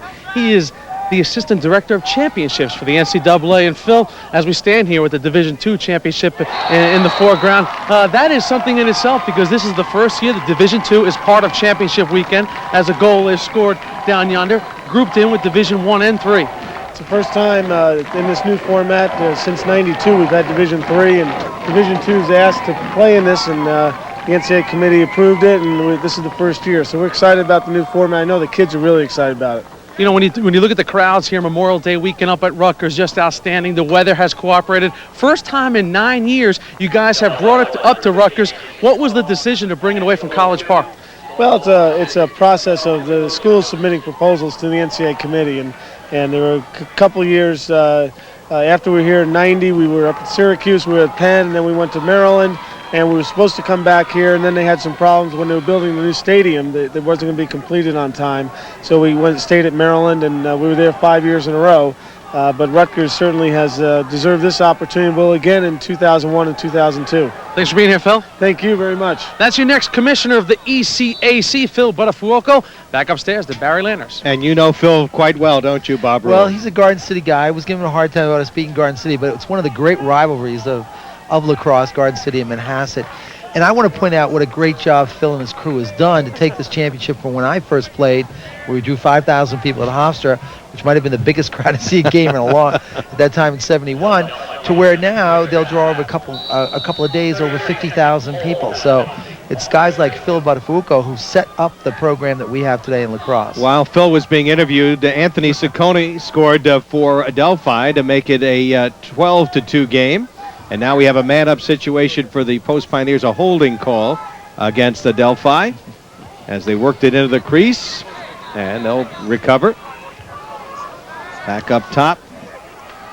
Jankow swings it on the wing. Pioneer penalty. Time just about running out. Teams are all even. And that good save on the shot by Todd Bolognese that time by Greg Kalesa. Kalesa's been sharp out. The Adelphi defense has just done a great job today of not giving Post good shots. Man down, regular defense, not good shots. Chamberlain falling, gets a double, lost it, and that's what they've done so effectively today too. You know, this looks like, if you go to a Division I program playing defense like this, looks like the Princeton defense. Great doubles. Bizlocki got it off. Look at that passing, and Tower finishes. You couldn't have asked for a better fast break right there. A great transition goal right there. That's a textbook transition goal where the ball is moved around, the defense is forced to shift, and then you get a shot right off the crease. Christian Neuer set it up, number 19, but it was Bizlocki who brought it down with the initial pass. Let's pick it up, Bob. Okay, it starts with a good double team. They get the ball. Look at this great pass right there and a good shot. Classic fast break right there, okay? Brian Tower scoring the goal from Christian Neuer, an excellent play. And there's a look at Brian, the freshman from Hicksville. What a job that Hicksville program has done over the last few years. Yeah, and they've done it again. They're in the thick of things in the A games right now. And again, the run. Remember, this was a 7-2 game going into this third quarter. 6 unanswered goals. We're down to the final 12 seconds. Tommy Postel's got to be pulling his hair out, figuring, hey, had a little momentum. You heard him talk to Jimmy Cavallo. He Right. was fired up. And something's happened to that Post Pioneer club. You know, sometimes, speaking as a coach, there are days when nothing works for you. And that's what's happened to Post. Every bounce has really gone Adelphi's way. I'm not taking anything away from Adelphi. They're playing as good a game as Adelphi can play. They're doing it today. Offense is clicking. Their defense is playing wonderful team defense. You can't beat it.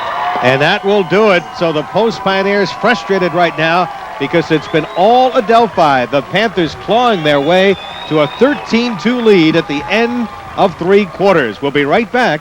You're watching NCAA Lacrosse.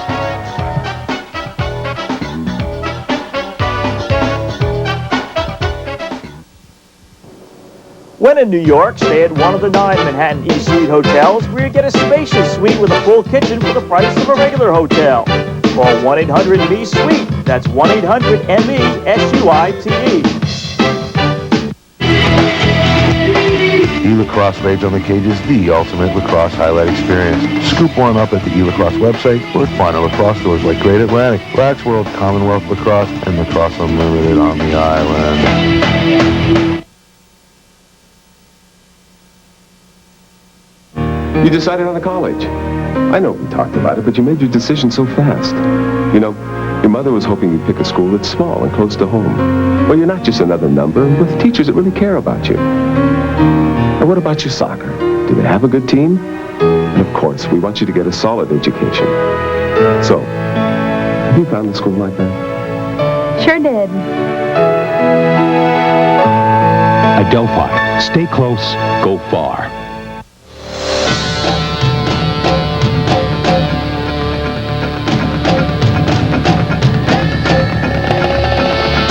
The Goodwill Games are coming to New York July 19th through August 2nd. Come out and see the world's best athletes compete on the world's biggest stage. 15 sports, 15 days, 1,500 athletes. Tickets are on sale now at all Ticketmaster locations. The Goodwill Games. Uncompromising attention to detail, a renowned tradition of excellence, a magnificent waterfront setting, and reasonable rates. The choice is obvious. Coral House. The epitome of fine service is yours at Coral House, where your special occasion is arranged with impeccable quality. Coral House, where special moments become lasting memories.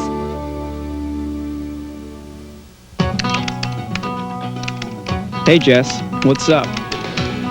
Everything's great here at Post. Welcome to Post Wire. Classes are actually pretty cool. Professors are interesting and I'm learning a lot. Well, if we take the internet and tie... Started the co-op job I got through the Career Center. Great experience. And I get paid. Tons to do on campus, having a great time. I told you, you should have come to Post. The choice is clear. CW Post, Long Island University. Sack Field, Barry Landers, along with Bob Rules. We get ready for fourth quarter action. Not a surprise to some, but to many it is. Adelphi with a 13-2 lead. Bob, quick recap of the third quarter stats. If you really look at the Adelphi and Post, you're talking about shots. Adelphi's got 32, Post 26. But quality shots we're really talking about, Barry. Post just has not had many quality shots. Saves. Fredericks has come up big, but he's been overwhelmed. I mean, most of the shots he's seeing are quality shots. He's got 13 saves, giving up 13 goals. That's 50%, far less than his well, he had a great 68% percentage, 68% coming in. And ground balls are about even, but again, Adelphi has controlled all the important ground balls, the important possessions they've done. Great job on man down. Great defense in terms of one-on-one defense, backing up. They've done everything right today. Absolutely. Kalesa that time stopping Jankow. And again, Adelphi coming up big in goal and starting a transition. Post has never gotten going. Their offense was never fluid today, and they just couldn't get things going. Flaherty up top. 1 minute gone here in the fourth quarter. And the Adelphi Panthers, who lost 3 games this year, try to avenge the loss of one of those games to this fine CW Post team. They lost earlier this year to Hartwick 10-9, and then lost to Salisbury State and Post back-to-back. You know, Barry, I knew they were good when they beat Nazareth. I mean, Nazareth is a Division II power. I think they've won the championship last 2 years. Lost today to Washington College, a good school, but still, you knew they had to be good to beat a school like Nazareth. No, there's no question about it. Bob, people wonder now, the Division III schools have beaten the Division II schools, and yet Division III apparently doesn't give scholarships. Division II is able to give some. Why would Division III schools be able to do that in lacrosse? Well, with Division III, when you look at it, Division III, they made an option to say, look, we want to be able to compete on a level playing field. So we're not going to allow scholarships to be given. Schools like Williams and Amherst are schools like that. Now, the Ivy Leagues opt to play in Division I, even though they don't give scholarships, they feel they're well-known and big enough to attract good players, despite the fact they can't give them money. Division II gives less scholarships. They're kind of in between Division I and Division III. Well, we've had an outstanding effort by Adelphi and the Pioneers trying to get going. Kelly picking up that loose ball, getting a shot off, and a stop made by Kalesa. Scramble for that ball, and Adelphi trying to come up with it. 42 is Mark Reeves. Again, they find the open man beautifully. No, Mark Reeves, it dodges through 3 or 4 guys with that long stick. Miraculously keeps the ball on the stick. Then he made a good pass, actually, to a wide open defensive player. Fagan trying to force it on the crease. Loose scramble for the ball. And picked up by the Pioneers. Bouncing off the check is Babb. Good job by Babb to bounce off the check. And continues downfield.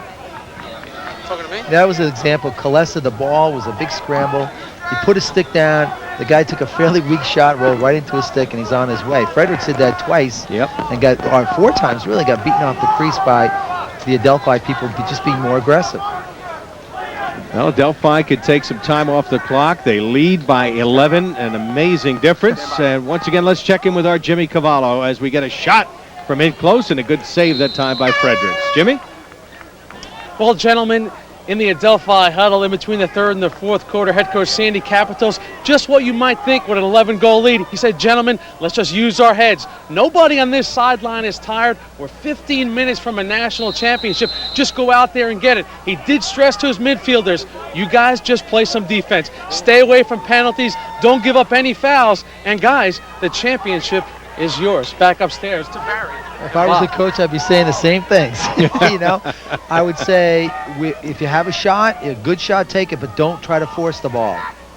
Well, not forcing it, but scoring is James Maselli with his 3rd goal of the second half, and it ups the lead to an embarrassing 14-2 margin.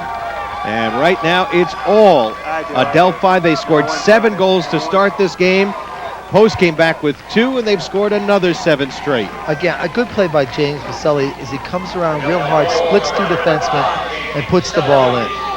But watch, he splits 2 defensive players, comes around, and takes a good hard shot. Never put down, if you saw that, never put down on the ground, which is really what you want to do. Attackman should pay the price when he comes around and takes a shot. Well, Maselli's 3rd goal of the game, 31st of the year for the good-looking junior who'll be back next year. And a lot of these players will be back for Adelphi. They will lose the brilliant Mark Mangan, who's going to be playing in the World Games. And Bob, that's going to be played in Baltimore this year. And around that same time, I know you're very excited as they finally break the schneid there and score the goal. Number 42 scoring at that time was Ernie Thompson, the sophomore midfielder out of Farmingdale High School. And that breaks the 7-goal run. I call it the matter-of-fact goal. He ran down, he had a little opening, beat his man, and shot high to the left side. Good shot, good goal. So Ernie Thompson gets on the board with only his 4th of the year. Had a goal against Adelphi the first time they played. But, Bob, I was going to mention your induction into the Hall of Fame down in Baltimore. I know you're excited about that. Very, and it's great because they're doing it during the World Games. They usually do it during the North-South game, but they're going to do it in July this year, so it's wonderful. It's quite an honor. World Games are going to be terrific this year. I mean, the U.S. team, there's so many outstanding players. And there will be some college players playing. Bill Tierney is one of the coaches this year. And he's got 2 college guys. There's on his team Hubbard and from Princeton, and also Casey Powell from Syracuse. So there are 2 college guys on the roster.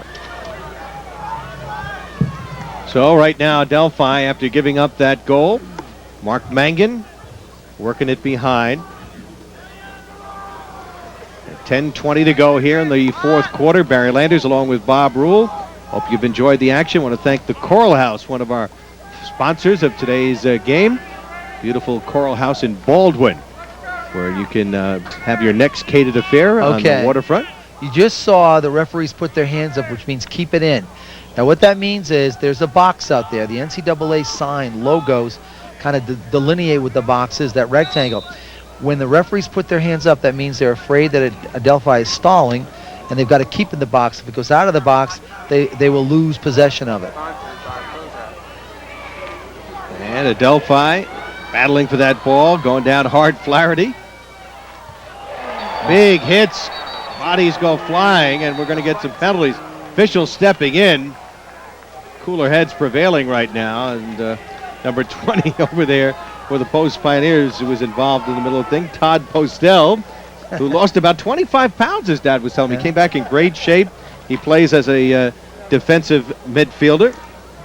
And let's take a look at the Division II All-American team there, Bob. Well, it's not a surprise with Mark Mangan, Anthony Picone. You look around and you see how, look at the defense. You've got David Kelly from CW Post. You've got Vin Fredericks from CW Post, and you've got Dan DeBetta from Adelphi. So Adelphi and Post are really kind of dominating the All-Americans in Division II. You know, what has to really hurt Tommy Postel, he has built this team around strong defense, although he was a great offensive player, we might add, in the 70s.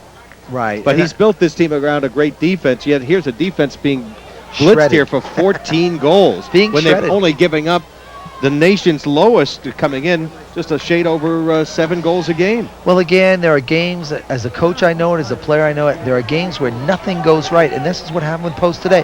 It started with Bacone winning those faceoffs very quickly, coming down, scoring a couple goals, and setting the tone for the whole game. That's basically what's happened today. Post has played everything. Everything's worked out for, rather, Adelphi perfectly, and nothing's worked for Post. Both Postel and DeBetta in the box, one for illegal hit and the other for slash. So you saw that last shot. Now fast break opportunity for the Pioneers as they get in tight, and they score once again to add a little bit to their total. And again, it was Ernie Thompson coming up with the goal. And Ernie was almost a carbon copy of the last goal. Nobody really is stepping up and doubling on him. That was the problem. He's getting a free shot really in the front of the goal. Now watch Ernie come down. Nobody really picks him up, or he drives through their checks. He gets a good screen from the defender and really just puts it by Kalesa. It was a good shot, a good play, but nobody really picked him up. And I think we got another penalty also. It's going to go on the Adelphi Panthers, number 27, Shane Dorfman, for slashing. That happens a lot of times, Barry, when a man is running at you and you don't move your feet backwards like a defensive back in football. As a guy goes by, you get one big whack at him and the officials will call it. So we'll see what happens here. It'll be a man-up situation for the Pioneers. They've come back to make it a little more respectable. Luis Gonzalez will be back next year, super sophomore out of Sachem High School, and they've produced some great players. Excellent, and there's a lot of guys from Sachem, from Long Island. I mean, this is, you want to talk about homegrown teams. You look at Adelphi, you look at CW Post. The interesting thing is you got a guy like Mangan from Australia, but that's the Gordon Purdy connection. Years ago, Adelphi had a player came from Australia, Great Gordon player. Purdy, and he writes back, says it's a nice place to go to school, and you bring more people over. That's what basically happened.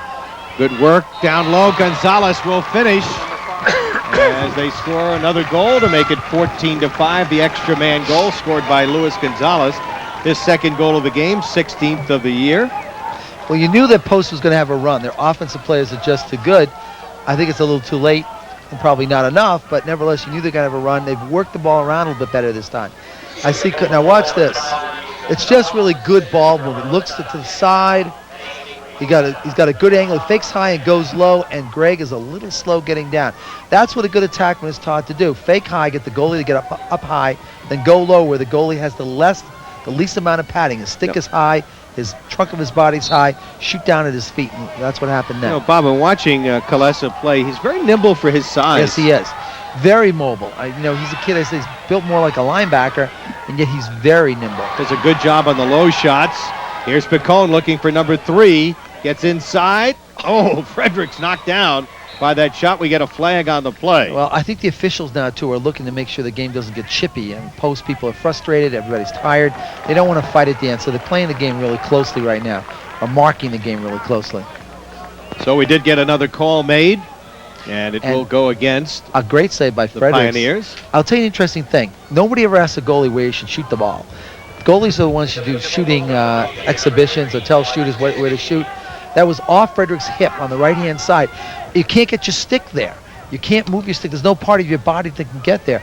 And what he did literally is to dive to the right side to make that save. Mike Brzezinski, unnecessary roughness, number 18, called for the post penalty. And Adelphi, which has scored a man-up goal, 2 man-up goals, will have another chance here. Number 19 is Christian Newer, working on the man-up team. Brendan Ross, 26, out there. Low shot by Flaherty, and he gets another goal. So Charlie Flaherty with the man-up goal, his second extra man goal, makes it 15-5. And the assist goes to Picone. Anthony Picone found Flaherty on the weak side, threaded the ball through the zone, got it to him, bang. So Charlie Flaherty, who's got that hard shot, a little unorthodox, drops his stick a little bit. Well, if he's got time, that shot comes at you with such velocity That's hard for a goalie to move. And he's had time the last couple times he's went to shoot. If you're a goalie, you end up back on your heels because there's so much velocity in that shot.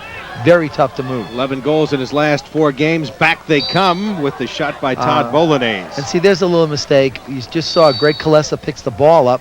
Kalesa is the man back there. There was no CW post attackman behind the goal when the ball went out of bounds. So Kalesa will easily clear it upfield with 7:45 to go as we approach the halfway mark in this fourth quarter.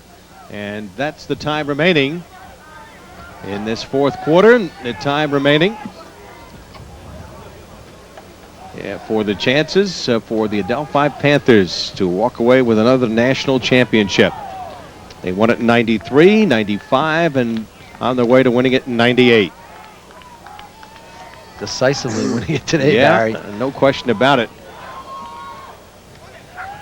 Adelphi with the ball. Saccone, who had a goal earlier, number 15, doing a good job protecting the ball. Yeah, he's from Port Washington, where I live now, so I'm happy for him. They've had good teams over the Very years. good. They've got a couple players. The guy who started Syracuse was from there. So now, working it around. Brad Ross, who was a very big factor early in the game with a couple of early goals, number 26. Only his 8th and 9th goals of the year. The Australian youngster playing on that first midfield. And here's Mangan, speaking of Australians, knocked down by Vinnie Fredericks. Nice play by Fredericks. He went down quickly because he knew Mangan's move, coming around and shooting low, and Mangan shot right into his stick. Panthers again pick up another ground ball. Vislaki. And a flag away from the play here. They're getting a little chippy out there. Yep. I think they're getting a little frustrated. Again, the refs are smart. Blow the whistle quick so nothing gets out of hand. I don't like the Yankees.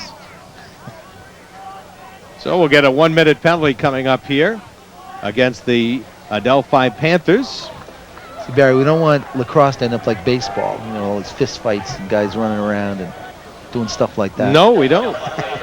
Mark Mangan. It's a gentleman's game. Mark Mangan is a guy that's had a lot of penalties. He had 16 penalties this year for an attackman. I watch him. He wields that stick like a tomahawk. I'm not quite sure. Now what he's tell me trying to about the do. Australian style of play, Well, Bob. you know, it's similar. I often say the foreign teams, I hate to say this, but the foreign teams. All right, Bob, we'll pick that up in a moment. Timeout on the field. We'll be right back. You're watching NCAA Lacrosse.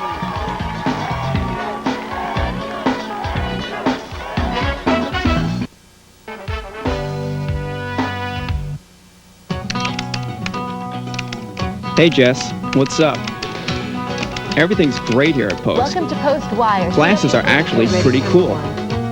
Professors are interesting, and I'm learning a lot. Well, if we take the internet and time... Started the co-op job I got through the Career Center.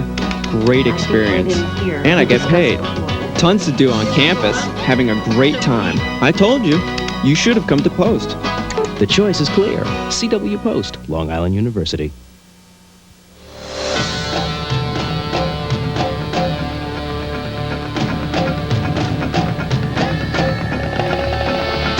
The Goodwill Games are coming to New York July 19th through August 2nd. Come out and see the world's best athletes compete on the world's biggest stage. 15 sports, 15 days, 1,500 athletes. Tickets are on sale now at all Ticketmaster locations. The Goodwill Games. Hello? Oh, hi, Mom. Yeah, my teachers and career counselors are great. They even send me email. Mom, the whole campus is wired. Yeah, we've got championship NCAA teams. No, I'm not lonely. There's a lot to do here. Rick and I were just going out to shoot some hoops before dinner. Yeah, the food's good. You're making lasagna? You got enough for both of us? We'll be right over. Adelphi. Stay close, go far. Come on down to Olympic Den at 676 Dover Avenue in Franklin Square, one of Long Island's largest lacrosse suppliers for 22 years. Choose from our large lacrosse inventory, including Bryant, STX, De Beer, Warrior, and Sport helmets. We carry Cascades, lacrosse heads, shafts, including alloy shafts, composite shafts, and titanium shafts. You can also come and design your own personal custom lacrosse stick. Choose from a wide selection of shorts. Olympic Den also features the Clear Edge, Edge 2, and F22 shafts. Olympic Den, located at 676 Dover Avenue, Franklin Square, 516-486-0975.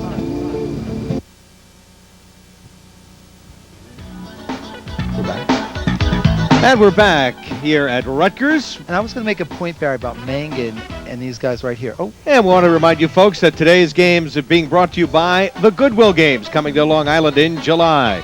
By A.G. Edwards. By the Coral House in beautiful Baldwin Harbor. For your next catered affair, by Olympic Den. By Lacrosse Unlimited.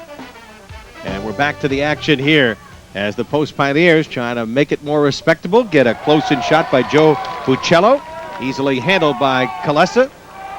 Nice pass. Really should have been caught. And with down to 6:05 to go, we still have a man in the box. Now, interesting, you cannot interfere with the goalie when you throw the ball.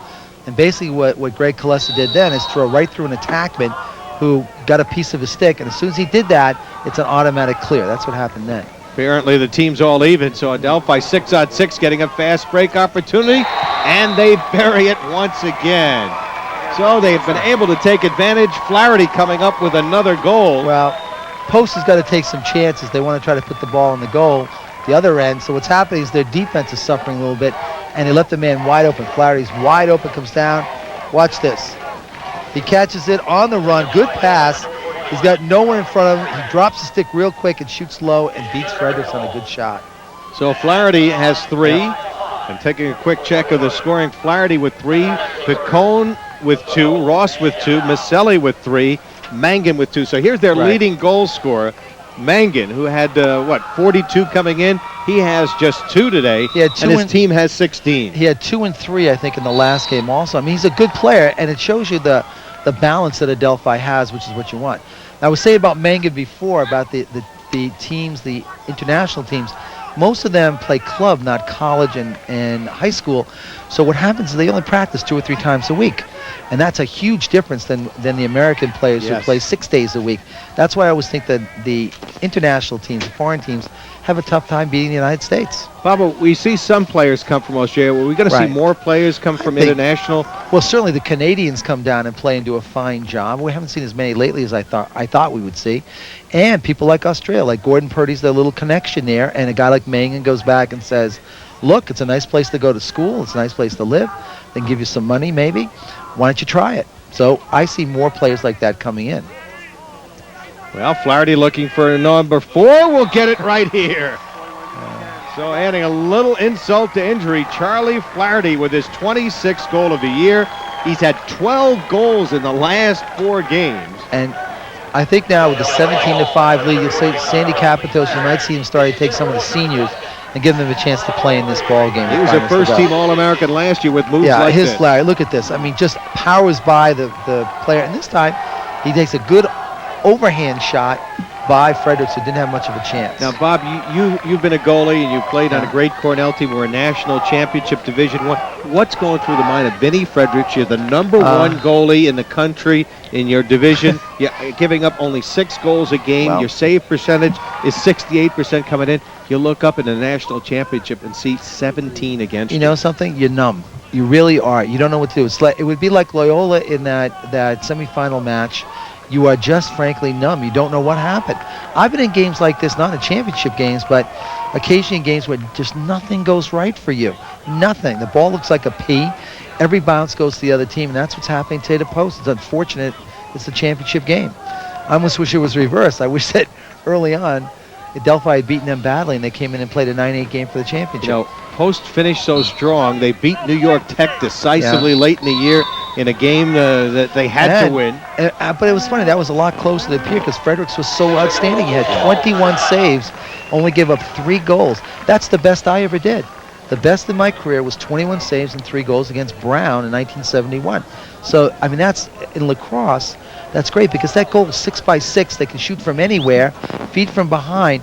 A percentage of 60 or over is excellent, but very rare you're going to get over 70%. Well, Bob, I'll tell you, the most outstanding effort I've saw by a goalie in many years was the Hobart goalie against Virginia. We televised that game a few weeks back. But here's an example, right? He had 20 saves the first half, and he still ended up giving up, 16 goals? I mean, this is lacrosse. It's not hockey where a goalie can single-handedly make 44 saves and give him a goal like a Hasek, the guy up at Buffalo. It just doesn't happen. I want to thank the folks here at Rutgers for just a super job in hosting the NCAA tournament this year, the Final Four weekend.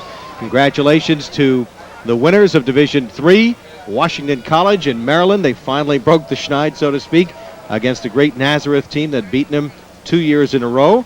And, of course, the National Championship Division I tomorrow, Maryland going up against Princeton, a rematch of last year. Yeah, and I think that's 11 o'clock ESPN. That will be a fantastic game.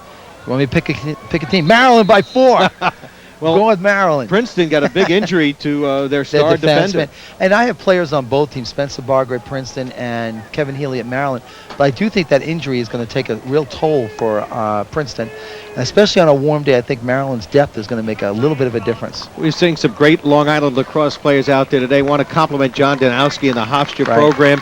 They had a great season. We're going to get a goaltending change right here for CW Post as Vinnie Fredericks gets a hand from the Post fans as he heads to the sidelines and is replaced right now by Dan Eggerman, the senior from Walt Whitman High School out of Huntington. And I like that. That's a class play by Tom to let a senior play in the national championship game.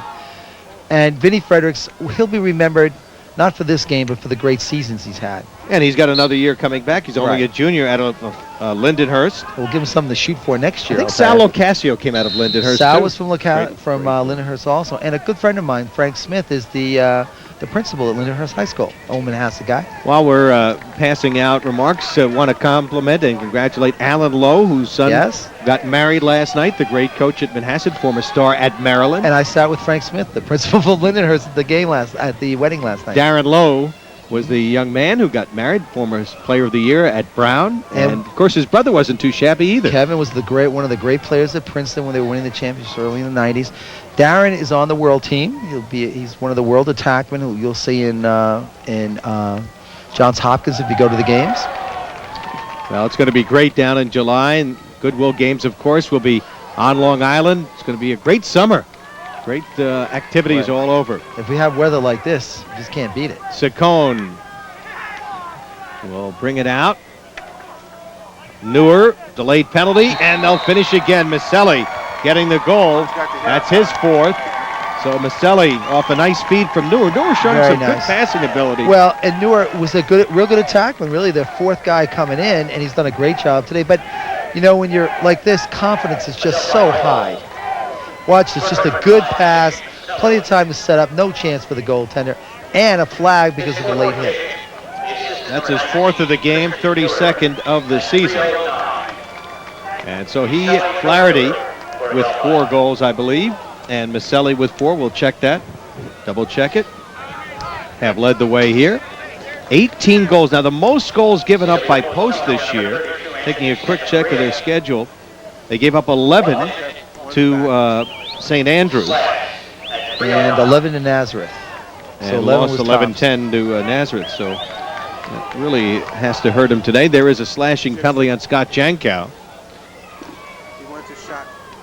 So down a man. They're trying to score. So let's check in down on the field. Let's go to Jimmy Cavallo right now. You know, Barry and Bob, a couple moments ago, I had a chance to stand in the midst of the Adelphi fans and parents. What can you say? It's just relief for them. They started paying homage by chanting the names of all their favorite players. And, you know, when you look at this, only one player, Matty Ogier, as you guys have probably mentioned, from the 1995 championship. So this is a new experience for all these fans. Last 2 years, they've come into this title game with all the high hopes, only to fall short. But not the case today at Rutgers. Yes, sir, these fans, they're going to take home the 1998 championship. Back upstairs. All right, Neuer throws it away. And, you know, there's a lot of excitement on the Adelphi campus. A new president is taking over, Dr. Goldstein, in just a few weeks. And, of course, they went through some tough times with the previous president. And I think people are really excited, not only of the success of their athletic teams, but there's a new feeling down on that campus. I think we were talking about how the fact that their admissions are way up, their application. I think there's a lot more confidence now in Adelphi. They had some problems that were very public, and I think people kind of shied away from it. Those problems are now hopefully gone away. And, of course, we're delighted to have both Vince Salamone and Bob Hartwell, the athletic directors, on our telecast. Thanks for their support and the fine support of both schools in making this telecast possible. Bob, it's been another fun afternoon. Yeah. Great We've got year, some Barry. great high school lacrosse coming up. And it'll continue at Hofstra with our next 5 lacrosse states in June. Nassau, Suffolk, Long Island. This year, the state championship. State championship down here, June 13th. Not that I'm looking ahead. But you're looking at that Comstock team. Not looking ahead past the... no. How does your Manhasset team shape up going into the run now of the playoffs? I think we're good. But, in the playoffs, it's a hot team, a hot goalie. You never know. We've got a couple of tough games with Cold Spring Harbor coming up, and you just never know what's going to happen. We just hope we'll be there. All right, so they'll look to clear right now. Eggerman, the senior goalie, got it upfield. Scramble for that ball. And while we're handing out thanks to the sports information directors of both schools have done an excellent job in helping us get ready for these games. Just fun that we were able to be here, Bob, to bring this national championship back to Long Island. There are so many young Long Island lacrosse players, I'm sure, watching tonight. Sure, and I want to kudos to Barry Landers, who really is the man who comes along and gets the money for this and does all the hard work to get these games on TV for you people out there to watch. That really Barry is the man in this case, and I want everybody to know that, Barry. Appreciate that, Bob. We're down to the final minute. The Adelphi fans are delighted. They're up on their feet. The Post Pioneers looking to get one more on the board. Kalesa coming up with the save. 40 seconds to go. No quit on either team right now, but the Adelphi Panthers going to win another national championship. This was their 4th straight appearance. They had lost the last 2 in a row to Post and Tech, and we're down to the final 25 seconds. And they'll work it behind right here. Loyan Kano drawing a penalty, got it up top, bounce shot, and they'll score. Let's see if they'll wipe the penalty out. Mike Faracini, a sophomore from West Islip, with the goal, number 4. Well, Barry, unless they score 2 goals a second for the next 13 seconds, they're hurting a little bit. But, hey, both teams, great seasons. That's what you got to look at. They've both had wonderful seasons. It's unfortunate Post didn't go their way, but it's nice to get to this game. You want to be a chance to play in the championship. They both got their chances. What more can you ask for? Absolutely. Farinacci unassisted, and part of the crowd remaining on this gorgeous Sunday afternoon here at Rutgers. And Bob might add in the closing seconds the NICAC conference with the 6 Long Island schools playing. The level of play has improved dramatically. Dramatically, and with colleges costing so much money, that kids are looking now to stay at home. It's a little bit more reasonable expense-wise. All right, coming right down to the wire. The ball will be down to there's where, and I like Kalesa because he's very, very aggressive. He came out there and really checked the attackman's hands. Ball goes out of bounds. Adelphi gets it. They just hold on to the end of the game. And that will do it. The Adelphi Panthers are the 1998 Division II national champions, and they did it with a convincing, thorough shellacking of a game arch rival, the CW Post Pioneers, as they win it 18-6. Barry, from end to end, they dominated. That's all you can say, really. Defensively, offensively, they won face-offs, ground balls, you name it. Adelphi came up big today. That's all you can say. Goaltending, Kalesa played a terrific game. Well, the Panthers are the champions as they wind up their season 12-3, and Sandy Capitos, who's had a great record, wins his 43rd game, and probably none more important than this one. None sweeter, especially after the loss early in the year where they were ahead by a couple goals. A fluke goal tied it up, and then an attack when they hadn't really scored all year wins it for Post. So this is kind of a revenge thing for them also to beat Post after they've beaten them early in the year. Flaherty and Maselli led with 4 goals apiece. That's the story. We'll be back with our post-game recap in a moment. You've been watching Championship NCAA Lacrosse.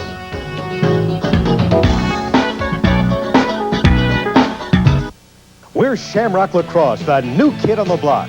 We make the latest and greatest equipment. Our men's lacrosse stick, the Rock, has a radical wing design that channels the ball from pinpoint accuracy and creates the deepest legal pocketed lacrosse.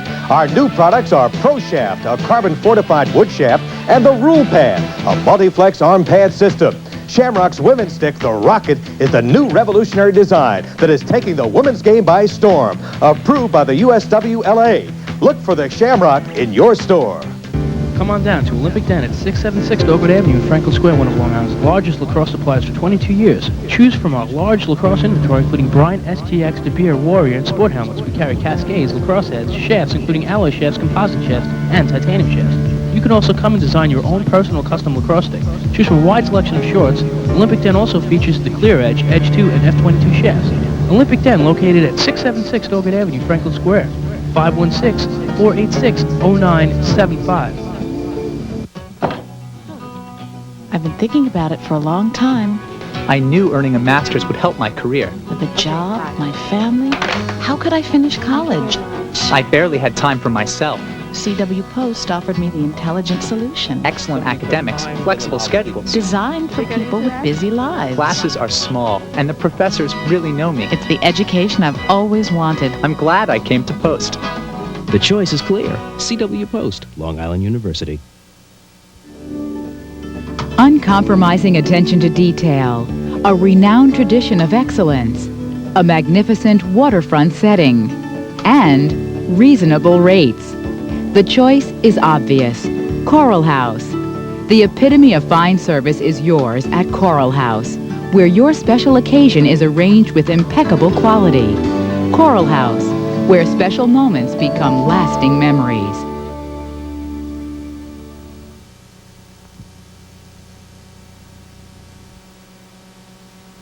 And back on the field at Rutgers as Adelphi has won their 5th national championship. A big-time 18-6 win, a couple of the prime-time players of the game. First and foremost, Anthony Picone. What more can you say? NICAC Player of the Year. You come into this national championship. You lost this game last year. Redemption? Redemption is the key word here. We know we had to come out and play hard. Ground balls were the main ingredient to this win. We came out, went on a 7-0 run, and from there on in, that's the way it was. When you look at the first time you guys played them, boy, it was a reversal of fortunes this time. You guys just absolutely dominated them, whereas the first game was close to the net, very tight ball game. This game, you guys scored the first 7 goals in the first half. You scored the first 7 goals in the second half. This one was over in a hurry. Well, during the season, we know we let one get away, and we weren't going to let it happen again here in Rutgers. And the Owls are happy tonight. Yes. Anthony, a Lynbrook native, Lynbrook High School, so you're bringing the national title home to Lynbrook's got to feel good. Back to Long Island, All right, the All-American candidate, Anthony, thank you. Let's get the other half of the big-time 1-2 punch, Mark Mangan. And Mark, you also were in this game last year and came up with a defeat, so you came into this game today. I'm sure you were focused. I'm sure you said to yourself, I want to feel a little different than I did last year, and boy, you did. Yeah, we wanted a little revenge factor from last year, but, playing post was a completely different game than playing New York Tech, 2 different styles that they play, and I think we really played. This may have been our best game all year, and we really stepped it up. And going on a 7-0 run always helps at the start of the game. You guys seem to be on a different level than them early on, just not even 1 step, but 2 steps ahead. Did you talk about that before this game, that you wanted to come out fast and hit them hard early? We wanted to jump out to a nice, quick lead. Obviously, it's always a help. It wasn't really a big discussion. We just really figured that if we played our game and played how we should have in the first game, we would come out to a nice, big lead like that. 7-0 is incredible. And you got the national championship bringing back home to the land on down under. Yeah, bring it home. My dad was here today, so, it made his flight well worth it to come all that way, so it's awesome. Awesome feeling. The All-American brought the national championship home. You follow us here. Good for that. Let's bring in the coach right now, Sandy. And hey, wet and soggy, but I'm sure that's the kind of wet and soggy you want to feel. It's a great way to be. Feel great right now. Words can't describe. One of your players just mentioned it, Coach. You come into these games and you could use all the cliche. This is the biggest game of our lives. It's a one-shot deal. All the chips are on the table. You hope your team plays a big-time ball game. Boy, Sandy, I don't think you guys could have played better. Yeah, I don't think we've played a better 4 quarters of lacrosse all year. We made it simple for the kids, being the last 3 years, being on the losing end and the winning end. We made it real simple for them. Whoever gets after ground balls, whoever plays the hardest, it seems to be the equation for victory, and we certainly did that today. I mean, we were all over every facet of the game. We outplayed them, I feel, in every facet of the game all over the field today. Real good for the Adelphi fans. Made the trip down. You gave them a lot to cheer about. Yeah, absolutely. We gave them a lot to cheer about. Proud of our kids. All right, that's Sandy Capitals, his 2nd title as the head coach of Adelphi. What an astounding victory it was. We'll send it back upstairs to Barry and Bob. Oh, check that. We'll send it to break. We're back with more right after this. Lacrosse Unlimited, home of Long Island's all lacrosse stores. come visit one of our 4 locations in East Meadow, Hauppauge, Huntington, and Manhasset. If you're looking for a lacrosse stick, come in and customize one to your specific needs. You design it and we'll create it in under 1 week. We carry the largest inventory of lacrosse equipment on Long Island. When it comes to lacrosse fashion, Lacrosse Unlimited stocks the most complete selection of shorts, shirts, hats, and sportswear. Nobody services the lacrosse community like Lacrosse Unlimited. You decided on a college. I know we talked about it, but you made your decision so fast. You know, your mother was hoping you'd pick a school that's small and close to home, where you're not just another number, with teachers that really care about you. And what about your soccer? Do they have a good team? And of course, we want you to get a solid education. So, have you found a school like that? Sure did. Adelphi. Stay close, go far. E-Lacrosse Rage on the Cage is the ultimate lacrosse highlight experience. Scoop one up at the E-Lacrosse website or at finer lacrosse stores like Great Atlantic, Wax World, Commonwealth Lacrosse, and Lacrosse Unlimited on the island. Hi, I'm Mike Cordy. 1976, I came to Long Island to play with the New York Islanders. I used to use this stick to take care of business on the ice. Now that I've traded in my hockey stick for lacrosse stick, I'm having a lot of fun coaching my daughter's team here on Long Island. When I'm not on the playing field, I'm here at my office at A.G. Edwards, keeping up with the latest stock quotes and market trends. We may not be the largest firm on Long Island, but we're committed to serving our clients and the Huntington community. For investment advice, call me at 516-427-3100. A.G. Edwards.